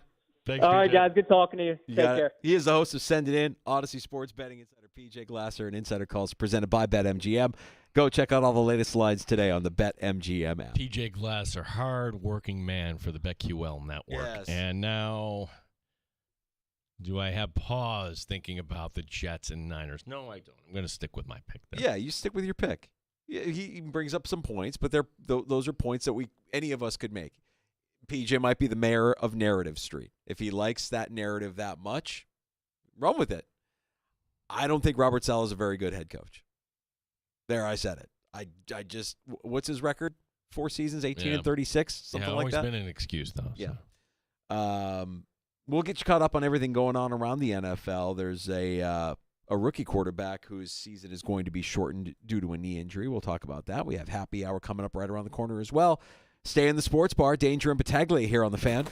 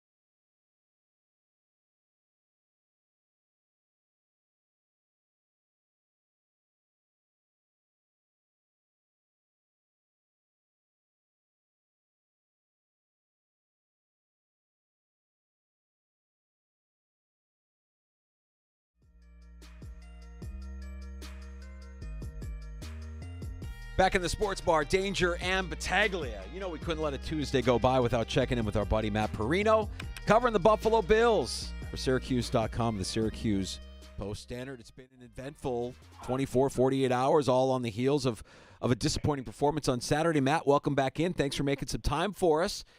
Ben DiNucci, Chase Claypool, we could start with so many different conversations that have happened here recently, but let's go back to Saturday and kind of revisit what that was all about and your takeaways from a disappointing outcome for the Buffalo Bills against the Bears.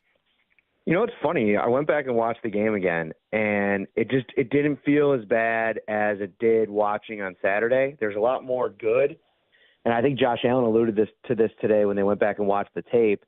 You know, the offense was starting to kind of figure it out. You know, they made a couple plays there on that last drive. And then it was Shakir, I think, that made that one play to get them into the red zone. If Josh Allen's still in the game, he probably, you know, puts that ball in the end zone somehow. And so, like, then it's a completely different game. Bills are leading. The first-team defense stays in. So, like, I don't know. The sky is falling. I don't necessarily think that that's the case. We talked about that on the show the other day. Like, this is the first preseason game. I was listening to Tasker on One Bills Live on the drive home from the stadium today, and he was at the Kelly Golf Tournament yesterday, and all those guys apparently were talking about the glory days. And, you know, people forget those teams went 0-4 every single year in the preseason. Like, they didn't even, like, turn it on, like, you know, until they started the regular season. So I'm not saying this team is good enough to do that necessarily, but I also think it was the first preseason game, and putting it in the proper perspective is important. Yeah, so in that game, we saw Josh Allen take off, and, well, that's going to be the last play there, Josh, and we'll never know if that was the plan going in or not, if that was really a hard ending there at the end of the first quarter, or Sean McDermott made that decision on the fly. My question here, Matt, is was that the last time we'll see Josh Allen, do you think, here in the preseason? I don't think so. I think we're going to see him a little bit on Saturday, and maybe for, like, one more quarter. If you go back to last year, I think he played in the one game, and he played for a half or close to a half. I think that's like the amount of snaps they want to get him for. But, yeah, if we get to this weekend and he doesn't play, I get why. Like, you know, I think the argument can be made for not playing him at all in the preseason and figuring out once you get to the regular season. Problem is, Bills don't have a lot of runway to where they can have a couple games to figure things out. I mean, you can get off to a slow start with their schedule, especially on the back half, and be in a really uphill climb the rest of the season. So I think that if he plays, how much the starters play is in an effort to get them as ready to go, regular season ready as possible. And I think that this week, I think to me the perfect scenario is, if he is going to play, is one series, call your best plays, get a good drive. You're going to have some familiarity with this Pittsburgh defense after you play them in the joint practice. Go and score a touchdown or end the drive in points and call it a day. MVS has been a polarizing figure throughout training camp and now the preseason. We saw the drop on Saturday. I believe both you and Ryan have said all along, hey, look, he's on this team. Even if he has a case of the drops, he's going to be on this team because they've invested in him and he's got a relationship with Josh Allen. Do you still feel the same way about MVS, given what we heard today from Joe Brady? I don't know if I'm sitting here and saying he's going to be on the team 100%, but the piece of this week that I kind of hear and think we're on track to that is Sean McDermott. I asked him about it Monday, and he's like, I believe in MVS. I mean, I don't know how else you can kind of piece that up other than, like, the fact that Sean McDermott loved guys that have played roles on playoff/Super Bowl winning teams. And, you know, MVS, for all of his faults, has made big plays in big games. And I think that that's something that speaks to McDermott and Brandon Beane to a degree. And I don't think he has to necessarily be wide receiver 1, 2, or 3 to have some type of role on the team, especially as a guy that you're almost like keeping in your back pocket. Like, okay, you know, regular season, that's not MVS time. Like, this is a guy that raises his level of play in the playoffs, so let's have him be a part of this thing. We want to develop Keon Coleman. We're going to have a big role for Shakir and for Samuel. Mac Hollins, in a lot of ways, can make an argument that he's like wide receiver 1 on some days. And especially just in the way that the wide receivers go about themselves at practice. Like, He's first in line in all of the wide receiver drills. He's the most demonstrative. He's the most talkative. He feels like the guy in that room. And it might not be from a playing perspective. It just might be from a, personality perspective. But I think there's something to MVS coming in the latest in the process as any other wide receiver. He's been here the shortest amount of time. And I will say as the time's gone along, there's still issues that I take with him. And there's a Taylor Rapp interception today where I thought MVS could have made a play on the ball at the catch point in pads to at least affect Rapp trying to make the play. Maybe he couldn't, and maybe I'm seeing it from a side of the field. Maybe I think differently if I saw it on all 22 angle or whatever. But there's been plays like that. It's not just the drops. Sometimes it feels like the effort. But it's a practice setting. It's the preseason. It's training camp. And maybe they're just banking on this guy being a guy in games that matter. Matt Perino, Syracuse Post Standard, the Shout podcast, as there's 2 preseason games left and then a cut down. And, Matt, it's something that you and Ryan have been talking about all spring and summer here. But when you're trying to project that final 53, here's what I get hung up on. It's actually the tight end position. They're going to run more 12 personnel here, supposedly. Where do you come down? Could you actually see the Bills keeping 4 tight ends on the final 53? Could I see it, like the possibility of it? Yes. The likelihood of it, I still think is pretty low. Zach Davidson has kind of floated around. He's in the practice squad. I think it was early last season. Or no, was the injury in – oh, man, I'm totally spacing on this. The injury so the injury was last year. He was on the sideline. Oh, now I'm spacing it too. Let's just say that whatever it was, he hasn't been out there, right? Exactly. And so the year before that, he had kind of bounced around. I think the Bills claimed him off of waivers from the Colts. This isn't a guy that has had people pounding down his door to come and play for them. And I think that there's limitations. When you're talking about a third or fourth tight end in the NFL, you have to give some type of special teams ability. And I'm not sitting here saying that he doesn't, but I don't think it's on the level of a Quentin Morris, who has been – a pretty steady contributor on all 4 phases. So that's the part of it that I get hung up on. But then you got the other part of the conversation. What happens if Dawson Knox misses an extended period of time? I have not been overly impressed with Morris as a receiver this summer. So is that something that you want to keep in your back pocket because there might be a little juice there? Or are you like, I don't know if I want to overvalue what Zach Davis is doing against our third-team defense, which we've cobbled together with all these injuries at safety and some of these guys that are playing at the linebacker position and even up front. Now, no offense to Branson Dean, who's their UDFA defensive tackle, but he's not offering a lot of competition, at this stage from what I've seen over the course of the summer. So how do you evaluate all of that, put it all in this bucket and say, yeah, we're going to keep a guy who's only in a case of emergency guy for one of our top 2 guys when really the drop-off might be so severe anyway that it doesn't matter having him there. Matt, talk us through how a day-to-day toe injury ends up being an IR designation for Chase Claypool and the timing of this as well. If I'm not mistaken, Claypool's season is done, and he could hit the open market if the Bills release him with an injury settlement, if I'm not mistaken, but clarify that for us as well. Yeah, so it is a really kind of fuzzy situation because when he went on IR, it was like, or when he was first got injured, it was like he'll be out for a couple days. Sean McDermott said it was a toe thing. No kind of consternation about the injury at all. The same day he was talking about Mike Edwards, who he said is going to be a little bit more of a timetable, week-to-week situation. So we're sitting here watching every single day, waiting for Chase Claypool to ramp it back up, and it felt like he was doing that a couple days ago.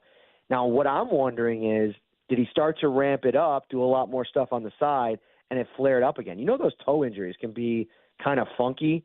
If it's a turf toe situation, that's something that can maybe even linger for, not only weeks, but months into a season. Some players have said playing through turf toe over the course of a season has been miserable. So the injury settlement is definitely in play. The Bills have 7 days to come to terms on an injury settlement with Claypool.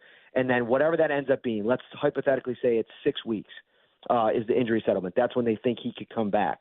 Then he'll be available in 9 weeks because you got to add 3 weeks to whatever the time frame is to then negotiate with teams, the Bills and other teams, to come back this season. So that to me seems like the best outcome. And the fact that they didn't have him kind of keep working through this and then maybe be available to put on that like fun new IR designation on the last day right before roster cutdown, you could pull two guys that are battling injuries and put them on that last day IR and pull them through, as opposed to, the Reed Ferguson special where you shake their handshake in the parking lot, you cut them, and then you bring them back the next day. The NFL wanted to do away with that. So you could do that, but if you're Chase Claypool and you've not been on the field in pads, he got hurt the day before pads went on in training camp, you haven't been able to evaluate him in any type of real way. And are you going to bank on a guy being a part of the plans if that's not the case? So I just think as this thing went along, if this was going to be a more drawn-out scenario, the Bills are just like, let's figure this thing out, and maybe we'll open the conversation at a later date. So, Matt, these names, some of them vaguely familiar, Damiere Byrd, Deion Kane, and, of course, Ben DiNucci. But the two wide receivers, are they nothing more than just camp bodies at this point? Yeah, I mean, Damiere Byrd, really fast guy, a couple of years ago, but in year 9 here, I don't know if he's got the same kind of juice and, the fact that he's available at this stage. Kane's interesting in the sense that he's been a spring football standout the last couple of years, but even the greatest players in those leagues usually tend to be roster bubble guys, and he's getting in so late in the game. I mean, he's going to have to pass guys like Tyrell Shavers and Andy Isabella, who had a really nice day today. I know he's more of a slot guy, but I just think that they had to look at their numbers. Brian Thompson, who they cut, who I actually have really liked this summer. He's had some nice moments. He's going to be waived, injured. He'll be subject to waivers if nobody claims him. He'll then revert back to the Bills roster, and he'll be like that Tommy Doyle designation while he's continuing to work back. Same thing happened with him. So it wouldn't even be a surprise to me if we get through these next 2 weeks, those two guys get cut and Thompson gets brought back on the practice squad if the hamstring injury is taken care of. All right, and so I guess the same question for Shane Buechele. Not that we're overly concerned about the third-string quarterback, but being designated an IR at this time, it's the same time as Claypool. I would imagine that the same rules apply to Buechele, and by bringing in Ben DiNucci, has Shane Buechele basically has he been eliminated from the Bills? Yeah, and I wonder how bad the neck injury is. I mean, I talking to him in a post-game locker room, you could tell because he had just popped out of the X-ray room. So you know how sometimes you just get a feel that somebody's thinking about something completely different than the things that you're talking about. Like I'm talking about, the bad football plays that just happened, and I think it felt like he was thinking about something totally different. And so I don't know if he's going to be able to even play football again this year. I mean, we're 1 year removed from Damian Harris having a neck issue and him missing the rest of the season, and then he retired, right? Like, so those are always scary when you got the neck designation in football. It wasn't good for what he was able to play in, and I think DiNucci, I don't think he's anything more than somebody that's going to, throw the ball a couple times in the preseason game. They brought in Mitchell Trubisky to be the backup, and they're comfortable with him, and I think that's probably where they go. So tomorrow, travel day, joint practice Thursday. So how much time are you spending down in Pittsburgh this week, Matt? Oh, man, we're heading out first thing Thursday morning. So it's going to be a little bit of a – excuse me. We got a couple people jumping in the car, so we're going to be driving down the 90, getting after it, probably listening to, I don't know, the best of the sports bar. And we'll have that queued up on all Apple, Spotify, whatever your favorite Very good. audio listening device is, or just the Odyssey app, right? Like that's probably the easiest way. And then, we're going to get down there. We're going to do the joint practice Thursday. The Bills are actually hosting the media golf tournament got canceled this year because of just availability. They couldn't put together, so they're putting together an event at the Top Golf in Pittsburgh. So we're excited about that. And then, we'll cover a football game on Saturday. And you think Josh Allen could play, but you wouldn't be surprised if he doesn't play. My take on that, Matt, is, hey, if he's in a joint practice and the reps are controlled and he's not going to get hurt, those are valuable reps that you could say, all right, you got your work in for this week. We don't need to see you in a game setting. Yeah, I agree with that. And I also think that the other caveat to this is that he got a full workload yesterday. Like he ran the entire practice because Trubisky was out with a personal day. So he's had a ton of reps this week already. They went real heavy today in 11-on-11. It was a long practice. So to your point, do you even want to risk it if you feel like you're in a good spot? But I feel like they'd have to have a really good day Thursday. And Sean McDermott, I think there's part of him that's going to want to wash the bad taste out of his mouth from the other day, and I think the best way to do that is put Josh Allen in, as much as I would say the majority of Bills fans probably hate that. Matt, real quick, last one, because the last time we had you on, it was live on set, and we had some of our listeners tweet in suggestions on where you should go to dinner last Tuesday night. Where'd you end up in our town? We ended up going to a little Italian restaurant, which was Rocco. No. You're going to be so disappointed in me. Oh, didn't take my advice. I didn't listen to any of your advice. Yeah, and nice. Here's Matt. the thing. If I would have done that, I would have had to go to dinner alone, and other people in the party made the decision. It started with a B. It was right over by the where. Yeah, it was good. Yeah. Here's the thing. It was really good. The dinner rolls, okay. Texas Roadhouse, been knocked off the pedestal. These dinner rolls were sublime. Okay, so it was worth going just for that. The carb count was off the charts, but it was worth it. And the chicken parm was really good. But yeah, I didn't want to bring that up in the show. You and your party there just subconsciously willing Ben DiNucci to Buffalo by going to a restaurant called Benucci's. DiNucci at Benucci. Hey, wait, Matt Perino, Bet Benucci's with the Ben DiNucci. Everybody's happy, Matt. There it is. Thanks, buddy. Appreciate you. Take care, boys. You got it. We'll talk next week. Matt Perino covering the Buffalo Bills for Syracuse.com, the Syracuse Post-Standard. Yeah, Benucci's, Ben DiNucci. Coincidence? Think not. I don't think so. I don't think so.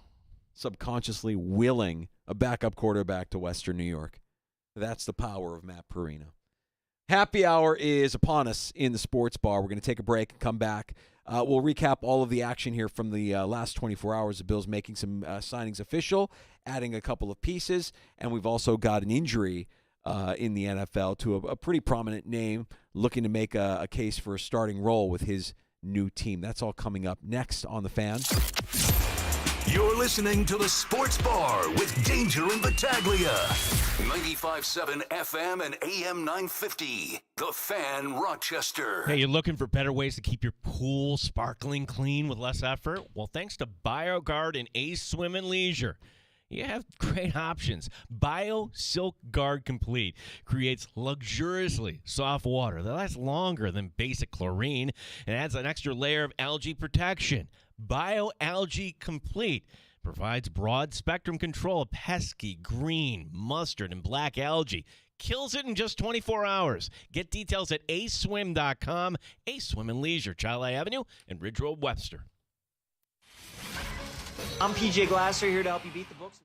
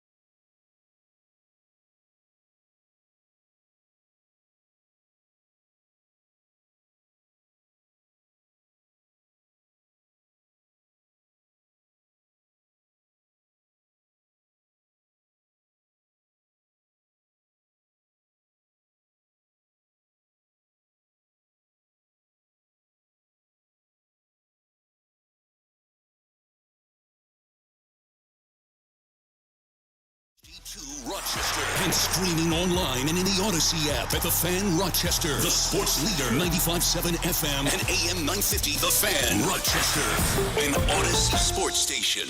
The Fan Rochester Sports Update. Some roster moves today for the Buffalo Bills going on injured reserve. Wide receiver Chase Claypool and quarterback Shane Buechele waived injured as wide receiver Brian Thompson. New to the team, two wide receivers Demir Bird and Deion Kane, and quarterback Ben DiNucci. Offensive coordinator Joe Brady on getting DiNucci up to speed. You know, he'll have a couple days to, hey, these are the plays you'll have just to be able to go out there and execute, to let him play his best football. But, you know, with assistant quarterback coaches just going to be meeting with him for the next however many days. Today's practice went over 2 hours. Tomorrow, the team heading to Pittsburgh. The joint practice on Thursday. And, of course, preseason game number 2 coming up on Saturday night. Tonight, the Rochester Red Wings, they're back home taking on Syracuse. The Yankees coming off a 12-2 loss to Chicago. Same two teams tonight in the Windy City. Gene Battaglia, the sports leader, the Fan Rochester.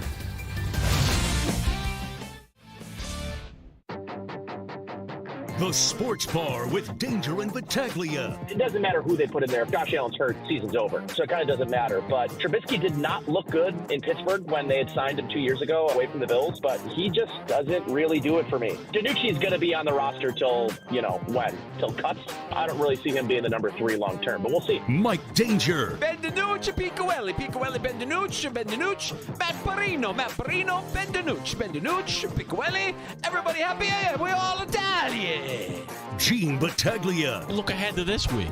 Different sort of week where the Bills are actually traveling on a Wednesday. Joint practice on a Thursday. Preseason game on a Saturday night. And, oh, by the way, they're down to one healthy quarterback. 95.7 FM and AM 950 The Fan, Rochester. Hey, welcome to Happy Hour. Better late than never here on the Sports Bar. Danger and Battaglia. Running a little bit long with Matt Parino. That's good. We get the chance to catch up with him after an eventful 48 hours here for the team. Yeah, and you're like, oh, shoot, Parino. Okay, very simple. You can do a few things. You can follow us on social media. We give you the easy to click on links there. Follow us on X at The Fan Rochester, or just download the Odyssey app. It's free. It's easy to listen to, and you just go use the rewind feature, and that was in the 4 o'clock hour. Yeah, Parino was great. Also, PJ Glasser joining us last hour, giving us some winners for tonight in Major League Baseball. And you heard him just a few minutes ago say, taking the Yankees minus 2.5 on the run line tonight, not expecting a repeat performance from the Bombers in Chicago. But the money line tonight, it's as high as 320. Yeah. Baseball writer would say, well, it can happen any time. It's a sport of chance, and one game in 162 does not matter. Yeah, good luck selling that to Yankee fan after last night. Embarrassing. Just not hearing it. No. It's embarrassing. It's absolutely embarrassing. You can't lose, let alone lose the way they lost. That was a team 1 week ago that had gone nearly a full month without a win. Mm-hmm. That up until last Wednesday had gone since July 30th without a lead in any game. And yet you allowed 12 runs? You let 16 runners on base? I don't know, man. Is this just the roller coaster ride that is Major League Baseball? Yeah, I guess so. You know, PJ kind of laying it out. Same deal going with the Phillies right now. Like, the Phillies still could be viewed as the best team in the majors, but they certainly don't look like it right now. There have been moments where it's like, is Philly going to be okay? Yeah, they're probably going to be okay. Are they going to be there in the end? Well, I think that remains to be seen. So, yeah, PJ Glasser, Matt Parino, find both of those conversations inside the free-to-download Odyssey app when you search out the Sports Bar. The Bills officially adding Ben DiNucci, quarterback. You'll see plenty of him Saturday night in Pittsburgh. Wide receivers Demir Bird, Deion Kane, also added to the roster. Probably nothing more than a couple of camp bodies here as they wrap up the preseason. Shane Buechele, and this is notable, Chase Claypool, both wind up on injured reserve. Notable because of when they did this as well. If you're Chase Claypool, a little bit fishy when you consider the original designation was his toe injury and it was a day-to-day thing. The day-to-day didn't really ever become week-to-week. Day-to-day became injured reserve. And now, if you're Claypool, you probably work out some kind of injury settlement with him to release him from IR. At some point when you're healthy. And I think the way Matt laid it out was perfect. The Bills could have used one of their 2 injury designations. That's the new rule this year. When you get down to cut-down day, you can actually put 2 players, up to 2 players, on IR. And before you couldn't do that and call them back. But I still think there's still enough time. And you look at the depth at the wide receiver position, like, this ain't it. I'm sorry. Like, what we were fed, what was promised so far has not been delivering anything beyond MVS, and that's could you do better than that? I mean, Terrell Shavers, KJ Hamler, nobody has really stepped up as a returner in this. So bring in 2 new guys, and maybe one of them provides a little bit of a spark, but I understand why they did this, Danger, today. Don't waste a roster spot right now. Let's use this opportunity to give somebody a look. Brian Thompson also waived with an injury designation, wide receiver Brian Thompson. But they could bring him back with the rules. Sure. We need a handbook to figure out all these just rules. roster gymnastics is why NFL GMs know the rules, and we're trying to follow along. We're dealing with a third-string quarterback going on injured reserve in Shane Buechele as they bring in Ben DiNucci. Minnesota fans are dealing with a completely different, a more alarming scenario when word came out. It was a sore knee for J.J. McCarthy, and now the breaking news from earlier today that J.J. McCarthy will actually have to undergo surgery on that knee. It's a torn meniscus. So with this surgery, if it's a trim or a repair, kind of determines how much time he's going to miss. I would say go ahead and prepare yourself for it being the full-blown repair, which could keep him shelved for several months, and maybe we don't see J.J. McCarthy until November. That's terrible. It's tough. But even the trim, he's not that he was going to be playing week 1. It is Darnold's job, but the trim would get him back on the field in weeks. The repair would get him back on the field in months. So, just as you imagined, Viking fan, week 1, your starter is Sam Darnold. And it's a shame because McCarthy not only did it provide a lot of hope for Viking fans that he would be the heir apparent to Kirk Cousins and deliver more than what Kirk Cousins was able to deliver as the Vikings starting quarterback. Young guy and looked good in week 1 of the preseason. Listen, I know Bills fans were here at one point. Josh Allen's rookie season didn't happen in camp, but Josh Allen, okay, a little spark here, a little spark there. The game in Houston, the elbow, I'm like, and then when you hear elbow and we live in a baseball town, like you're automatically thinking the worst thing. And well, it ended up being not bad. He missed about a month, which wasn't great, but he came back in time. He finished the year on a positive note. The Vikings, newsflash, you weren't going anywhere this year. Like your hope was, okay, can this be the guy? And granted, very small sample size, but one preseason game in a camp, yeah, there's something you can work with. So do you get him maybe in October? Maybe you got to wait till November. I don't think the world is crashing down if you have managed your expectations correctly if you were a Viking fan. Yeah, I know Viking fans, and I'm sure that many of them were so encouraged by the week 1 of the preseason performance. Super Bowl. That's right. Yeah, we got our guy. We got our guy. There He's we go. our guy, and now you've got to deal with this, that's a tough one. Hey, quickly, speaking of injuries, one Bills note. We didn't get a chance to ask Perino about this, but I'm assuming it's nothing, and it probably doesn't matter in the preseason. I don't think we're going to see Matt Milano this preseason anyways, but Matt Milano was working on his arm with trainers during practice today. Didn't leave the field, didn't take off his pads, was actually testing it out by doing push-ups at one point, as reported by some of the beat reporters there on the scene. But again, Matt Milano, a name to kind of monitor here in terms of his availability during the week, during practice. Yeah, I don't think we need to see Matt Milano in the preseason or Von Miller.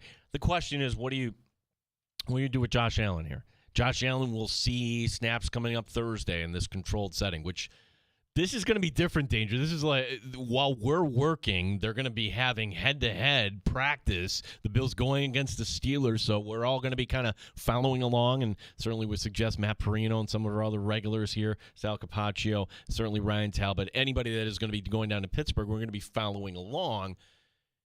To me, that's enough for the week. Like, why do you need to see Josh Allen against the Steelers? Why? Because, the first-string offense didn't score, Gene, didn't you? Yeah, I'm good. Yeah, I'm good. And look, there are lessons you can learn from the past. And to hear Steve Tasker talk about, not that they didn't care, but they just didn't. Those great teams of the 90s, it was rare that they would win a preseason game. They just didn't play their starters. They essentially didn't care, Danger. So I'm not saying the Bills shouldn't care about this game. What I'm saying is, what's the risk reward for playing Josh Allen? I think Josh Allen's ready for the regular season. So what is the reward for playing him? Put Mitch Trubisky in there. Call it a night. Yeah, get Trubisky and Ben DiNucci. And, Ben, yeah. Hey. Speaking of backup quarterbacks, I'm a little upset, Gino, that we didn't telegraph this for our audience. They deserve better. We're supposed to be on top of things. We're supposed to be able to connect dots with ease. Well, I can forgive myself for the Joe Brady not knowing the connection or forgetting the connection. Hey, he worked for Sean Payton. Sean Payton's offense might have similarities to Buffalo's offense with, Ben DiNucci. When we were bringing up names yesterday, that was just funny how we said DiNucci. It was like saying Beetlejuice. All of a sudden, he appeared on the roster. We knew that he was going to be signed because he's Italian. But this one stings a little bit. We're a little bit close to the flame on this one, and I can't believe that we didn't jump the route. Nathan Peterman is back in the league. Oh, the tales of Nathan Peterman's demise have been greatly exaggerated, just released by the Saints last week. The Raiders are bringing him back after a couple of seasons in Chicago. So why the Raiders? Well, the last time he was with the Raiders, John Gruden was still there. Remember that? Mm-hmm. Why the Raiders? Oh, again in the NFL, not what you know, but who you know. Ben DiNucci knows Sean Payton's offense, knows Joe Brady's offense. Well, Nathan Peterman has spent the last 2 seasons in Chicago working with new Raiders offensive coordinator Luke Getsy. So, yes, Nathan Peterman probably has a bit of an advantage over the rookies that are in. Now, Peterman is the 5th quarterback that the Raiders have on their roster here this preseason. Doesn't matter. Bring him in. Let him talk his game and be an advisor to Gardner Minshew and everything else.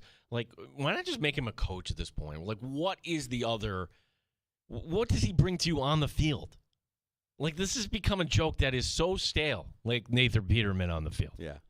I wonder if the same about Matt Barkley as well, another name that we were throwing around yesterday. Like, Matt Barkley, okay, just go ahead and make him a coach already. What are we doing? So there you go. Peterman back in the NFL where he belongs, Gino. Really. I mean, the NFL isn't the NFL without some Nathan Peterman.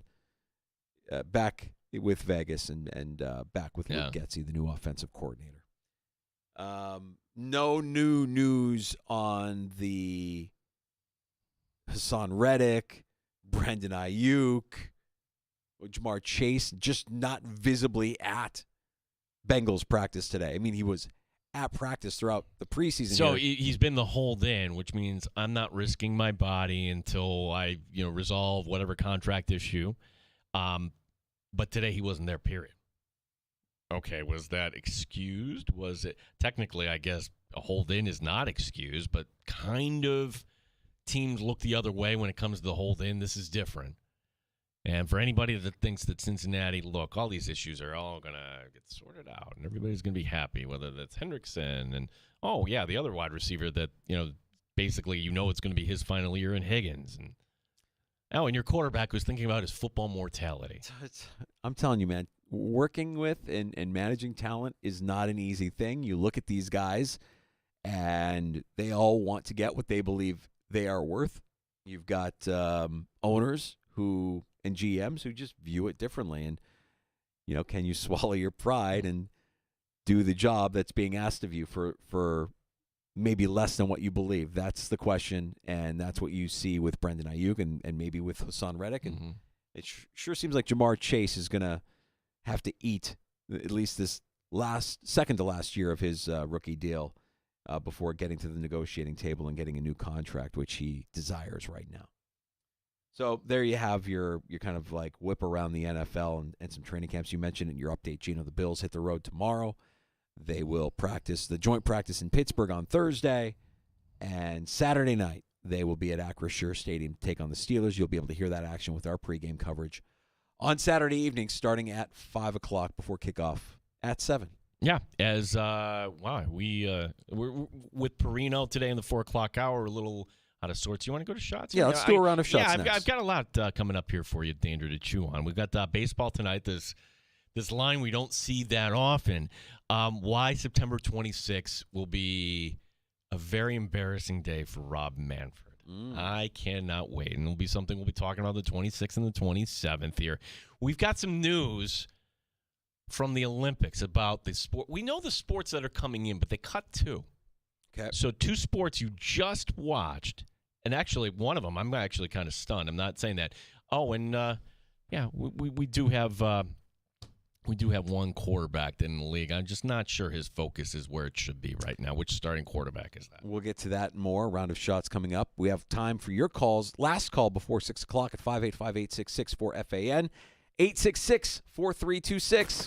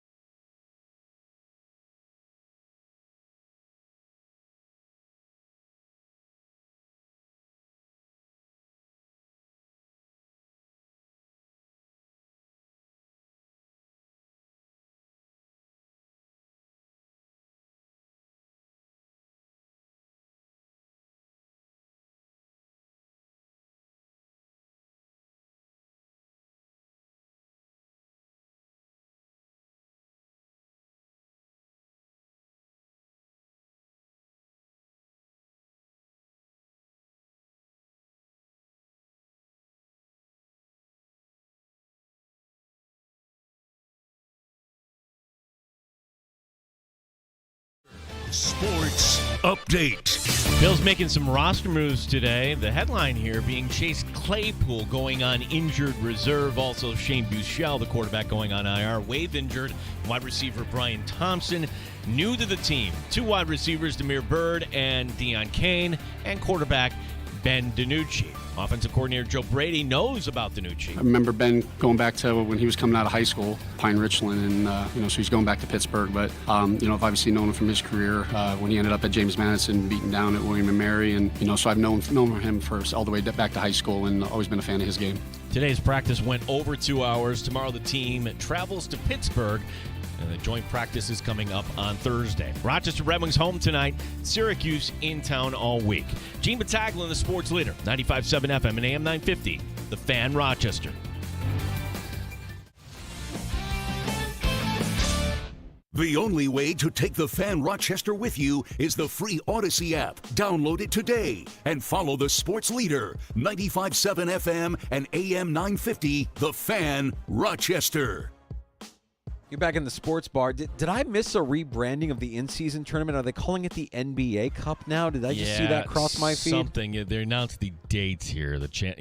Not necessarily. We don't have the schedule from the NBA. We have the games that have been leaked about the Christmas Day games, but they just put out the dates for the in-season tournament, like to kind of drum up. Is it the in-season tournament or the NBA Cup? It's the same thing, It's the same thing. So, but I think they're getting away from calling it the in-season tournament. They're calling it the NBA Cup. Is there more to that just because? They sold the naming rights. Oh, well, that's why the Emirates NBA Cup full schedule. That's why. Yeah. Like you had to, that's what and it's all about. I would also imagine, it's one thing to say, hey, we're NBA Cup champions versus we won the in-season tournament. That banner in crypto is like, really? Do you really need a banner for winning the inaugural in-season tournament, Lakers? I don't know that you know. Well, look, just mark your calendars now. Tuesday night, December 17th, that's the championship for the I gotta get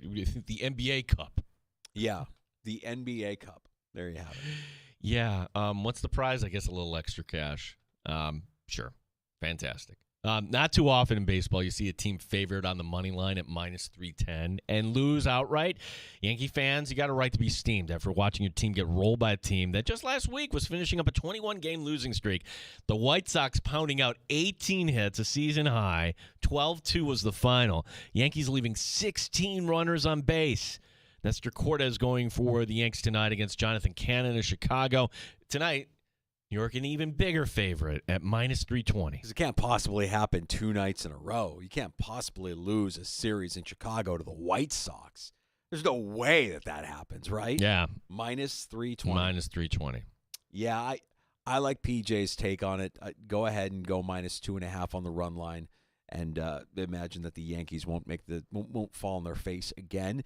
I also think that there is something to the managerial change, but also you're getting the best version of a team when you're the New York Yankees. Like teams are going to get up to beat the New York Yankees, and a downtrodden organization like the White Sox probably view that as like, oh yeah, let's see what we can look like when we actually do turn it on. I would say yes, but they just got up for the Cubs, and they performed pretty well considering where they were here, the White Sox. But yeah, but the Cubs are not the Yankees. No, but where you live, though, what I'm saying, though. Right.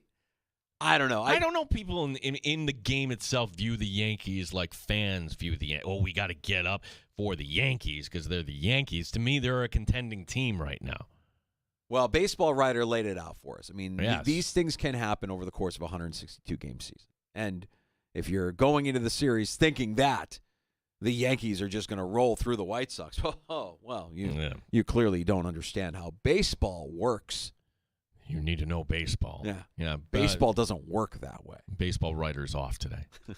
September 26th, that's going to be the final night for baseball in Oakland. The A's play their last home game. The opponent will be the Texas Rangers. Danger, the game's sold out already. Now there's a movement to expand the seating. Now, you picture the Coliseum there. They've got the tarps in the upper deck in the outfield and really all around the upper deck. In the outfield, the locals call it Mount Al in honor of Al Davis and what he built there. The A's are refusing to take off the tarps. they'd rather not make more money than have the optics of the building looking all nice and full. 50,000 plus fans would have come out if they removed the tarps. Right now, They hate money. They hate money. Remove the tarps. They hate money, is what you're telling me. That makes no sense. Also, though, but if you're a fan and you hate what this ownership stands for, boycott the game, wouldn't you? I know That's that a tough one. I know that they haven't done like boycotting, but they did like a reverse boycott. They one did night. it. Yeah, that was perfect. Where everybody was outside and just hanging out and like, hey, we're here to support the team, but we're not going to give you money. We're not going in. That's right. I like that. But if you grew up I hate to kind of put myself in this position. Like, hey, your favorite team is leaving. How would you react? Well, I might learn sooner rather than later if the Bears don't get a new stadium in Chicago at some point. The threat will be there. I'm waiting. I'm bracing for it. Really think that I'm bracing for it. Okay, so like, what would be the threat? St. Louis? Yeah, sure. You could.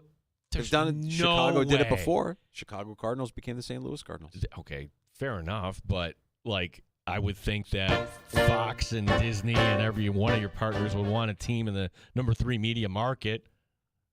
Yeah, and they'll find a way to build a stadium at some point. But if they can't get it done with the public money, who's the sucker that's going to pay for it? It's not going to be the McCaskey family. Okay, so like enter St. Louis, and then we're going to go through this whole rigmarole of.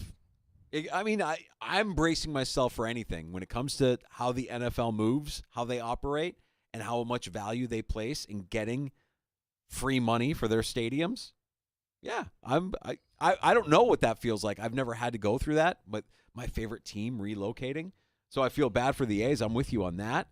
But I also would be like, why would I give this ownership group any of my money? None. You get none. Here's proof that boxing is dead. Danger as a sport. There's a report. It's been removed from the Olympic competition in 2028. Really? Yeah. 2 sports. That's one. The other one, and this one, you're going to be very upset when I tell you. Breakdancing. Who made this decision and when did they make it? Yeah, this is the IOC. I don't know. This is ridiculous. What are we talking about here? So, for everybody that wanted to see the great redemption story, the narrative, could the Australian breakdancer, could she actually redeem herself 4 years later and actually learn how to breakdance? Did I see her defending herself on social media? Yeah, and everybody coming to her defense. Like, no, just call it for what it is. We just stop. It's fine. She gave her best effort. We're pointing and laughing. Nobody's in the wrong. It's okay. She didn't win a medal or anything, right? No. Yeah, and I didn't see what a gold medal winning breakdance routine looked like. I only saw the Australian woman breakdancing. But it just seems weird that you're going to L.A., That's kind of where- the place where it was born, right? But yeah, we're going to get rid of it. It was a place, yeah. I mean, Yeah. back in it's 40 years too late. That was my take on breakdancing when this woman's routine was in all of our feeds. Like, you do this 40 years ago, and you get Kelly and Ozone from Breakin' 2 Electric Boogaloo at the LA games in 2028. Now you've got some entertainment, but we will not see it. That's sad. Yeah, so sports that are coming back in 2028, if you're getting excited for this, baseball's back, softball's back, new lacrosse. Okay. We knew that flag football was coming. Oh, That don't will worry. be- The NFL will remind you that flag football is coming to the Olympics. Oh, without a doubt. A steady diet for the next 4 years of flag football in 2028. Will any active NFL player be lobbying to play flat? Because if it's going to be in July, that's before camp opens. Just a thought. Cricket and squash, they are once again Olympic sports in 2028. Cricket is having a bit of I think a resurgence here. The World Cup of Cricket, I think, was stateside. Yeah. I don't know the first thing about cricket.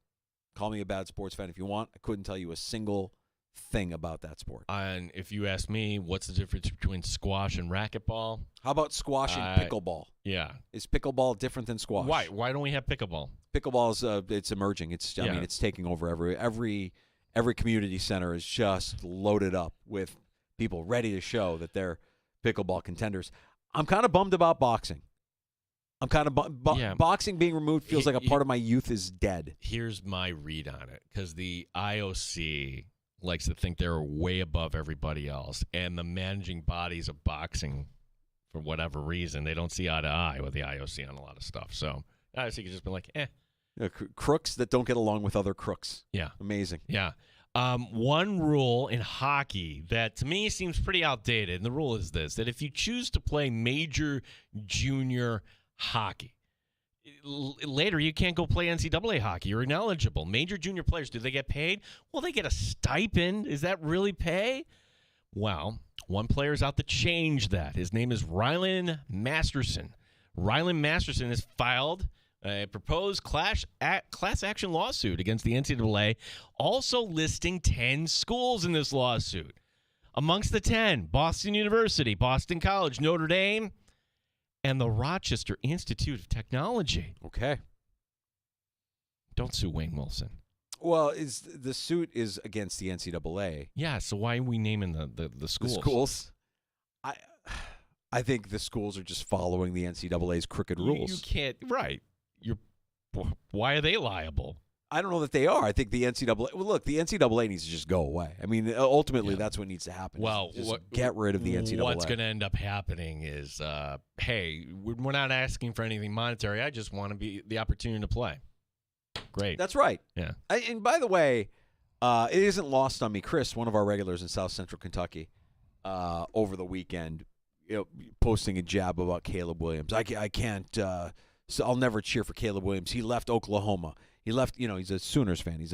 He left Oklahoma. I'm like, Chris, that's fine that you feel the way that you feel and you could question somebody's loyalty. But in the world that we live in now, this happens all the time. You can't be pissed off at a college athlete for leaving a school and going to another school in the age of name, image, and likeness. No, because your school has the opportunity. This is the new world you live in. That's right. Yeah. And if Caleb Williams has a better opportunity, like he did, going to Southern California, leaving Norman, Oklahoma in the dust, can you really fault the guy? I know that you're a Sooner fan, but he took a better job.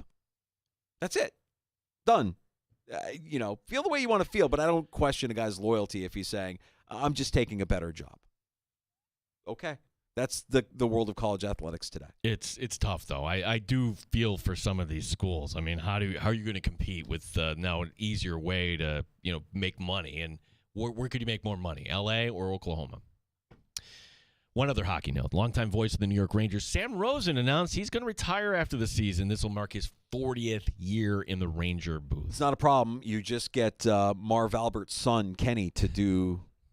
Or his brother Kenny. It's his son. It's his son? It's his brother? Son. No, it's Kenny Albert is Marv's brother. No, that's Al Albert. Kenny is Marv's. Maybe they could bring back Marv. I'll give Marv credit. When he retired, that was it. You haven't heard from him? No. I haven't seen him in public without that piece. Probably doesn't want to leave the house because he can't leave the house without his piece. I used to look up to Marv Albert, and then the 90s happened. Yeah. No. He was really, really good at his craft and also really, really creepy behind the scenes. That accurate. Uh-huh. Speaking of creepy, well, no, not fair. But we know Titans quarterback Will Levis, a little bit of a weirdo. He puts mayonnaise in his coffee. Well, he was able to take his love of mayo and parlay that into an endorsement. Hellman's came out with a video today hawking a mayonnaise perfume, and Levis in modeling type of poses. Hellman's insists this is not a stunt. This is a real product. But if you go to the website all day, the mayonnaise perfume has been sold. Okay, well, maybe it's a real product that they had maybe 5 bottles of it that went quickly or something. But I'm torn on this. I'm not a mayo hater. I know some people absolutely abhor mayonnaise. Can't touch it, can't be near it, hate the smell of it, hate all of it. I'm not one of those people, but I also do get grossed out at the idea of somebody dipping their finger in a jar of mayonnaise and licking their finger, which he does in this ad. That feels gross to me. I can't be overly critical of the mayo and the coffee thing. I'm a guy that used to put the butter in the coffee, the bulletproof coffee, and I still do every now and then. So I can't. That makes sense to me because that's just cream. And I remember when I was getting extra weird, I'm like, let me put an egg yolk in my coffee and see what that does. So I did that once, and that was like, okay, never again. That was a mistake. Mayo in the coffee just doesn't resonate with me. I don't get it. Yeah. I don't understand that one. I don't know the benefits of that. You can sell me on, even if it's a placebo, you can sell me on the benefits of, hey, bulletproof coffee, butter in your coffee. I don't know what the benefits of mayo in your coffee are. But to your point, good for him for recognizing, hey, this is kind of what you're known for. People still remember you as the mayo in your coffee and the eating the whole banana without taking off the peel guy. So own it and turn it into something. And he did. And good on Hellmans. I'm sure that we'll, are we going to see this throughout the course of the football season? I don't think so. Do it during the holiday season. Yeah, we'll never.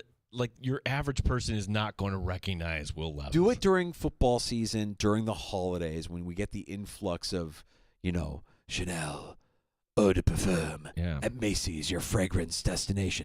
Mix it in with those commercials, just, to get full effect. Yeah. With all the jewelry ads I cannot stand. And then, I bought you a car. Yeah. That couple. We haven't seen them in a couple of years, though. No. The Uber... wealthy couple that have this fancy house that looks like Cliff Kingsbury's draft room. I bought you a puppy, and the puppy runs down the mountain and everything. Right. Well, I bought you a car. Yeah, or I got matching SUVs in the parking lot, sweetheart. The red one's for you, black one's for me. No, I want the black one. F me for trying. Then I'm sorry. I thought that getting 2 SUVs in the driveway would be enough for me to be able to call my shot. But I guess whatever you say, sweetheart, go ahead. You have the black one. Jesus. That commercial was irritating. Speaking of Mayo, this is what we call a segue, kids. Mr. Mayo, Patriots head coach Gerard Mayo, has a warning for any of his players. Should they dare fight in their upcoming practices with the Eagles, they're going to be punished. How so? If you fight and you're a starter, then you're going to play the whole game. Or if you fight, you're not a starter, you're not going to play at all.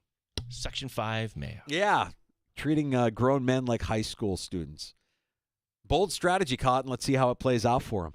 I think that, look, the message is pretty clear, and there isn't a single vet that wants to play the entirety of a preseason game, and also the regular starters want as much film as they can get on themselves, as much game footage as they can get on themselves as possible. So I get the threat, but there is something to treating men like men and just saying up front, hey, you're not going to do this. No fighting. Yeah. Don't do it. Don't do it. Don't even think about it. We're here on a business trip. I think the Patriots are going to be really bad. I don't think Mr. Mayo. I think Mr. Mayo is learning a little too much on the fly. But by cutting Juju, and I haven't seen anybody go pick him up. And credit to you, the Bills fan, where should go pick up Juju? No, I didn't heard anything like that. They're recognizing, all right, let's just kind of suck it up now, try to clean up the cap, get rid of all the dead weight. Yeah, could be a rough season, Pats fans, but you keep an eye on that joint practice and see exactly if a fight. I think if the Bills get into a skirmish with the Steelers, my money's on Alec Anderson being in the center of it. We just saw it time and time again in Rochester. Tomorrow on the show, Rochesterian Lee Steinberg, super agent. He's not really a Rochesterian, Danger, but we claim him. He once dated a girl from Rochester. He's one of us. He's one of us. Please, Lee Steinberg, please say you're a Rochesterian tomorrow when you join us at 3:25. Well, we're going to talk to him about the Olympics coming off that, how these athletes, hey, especially in this day and age, they're here, they're gone, they're forgotten. How do you make money off that? But we gotta ask him about the Jets. Like, how was it they made this deal and didn't contract up front? The Jets situation, the Brandon Ayuk situation is, if Lee Steinberg was representing Brandon Ayuk, what would he do differently? We'll get into that with super agent Lee Steinberg. He's joining us tomorrow at 3:25. If you missed PJ Glasser or Matt Perino in the free-to-download Odyssey app with Rewind, you can go back and listen to any part of the show that you may have missed for the next 72 hours. Up next, we've got the JR Sport Brief for you on the Fan Rochester. Have a great night. We're back again tomorrow starting at 3 on the Fan. You're listening to the Sports Bar with Danger.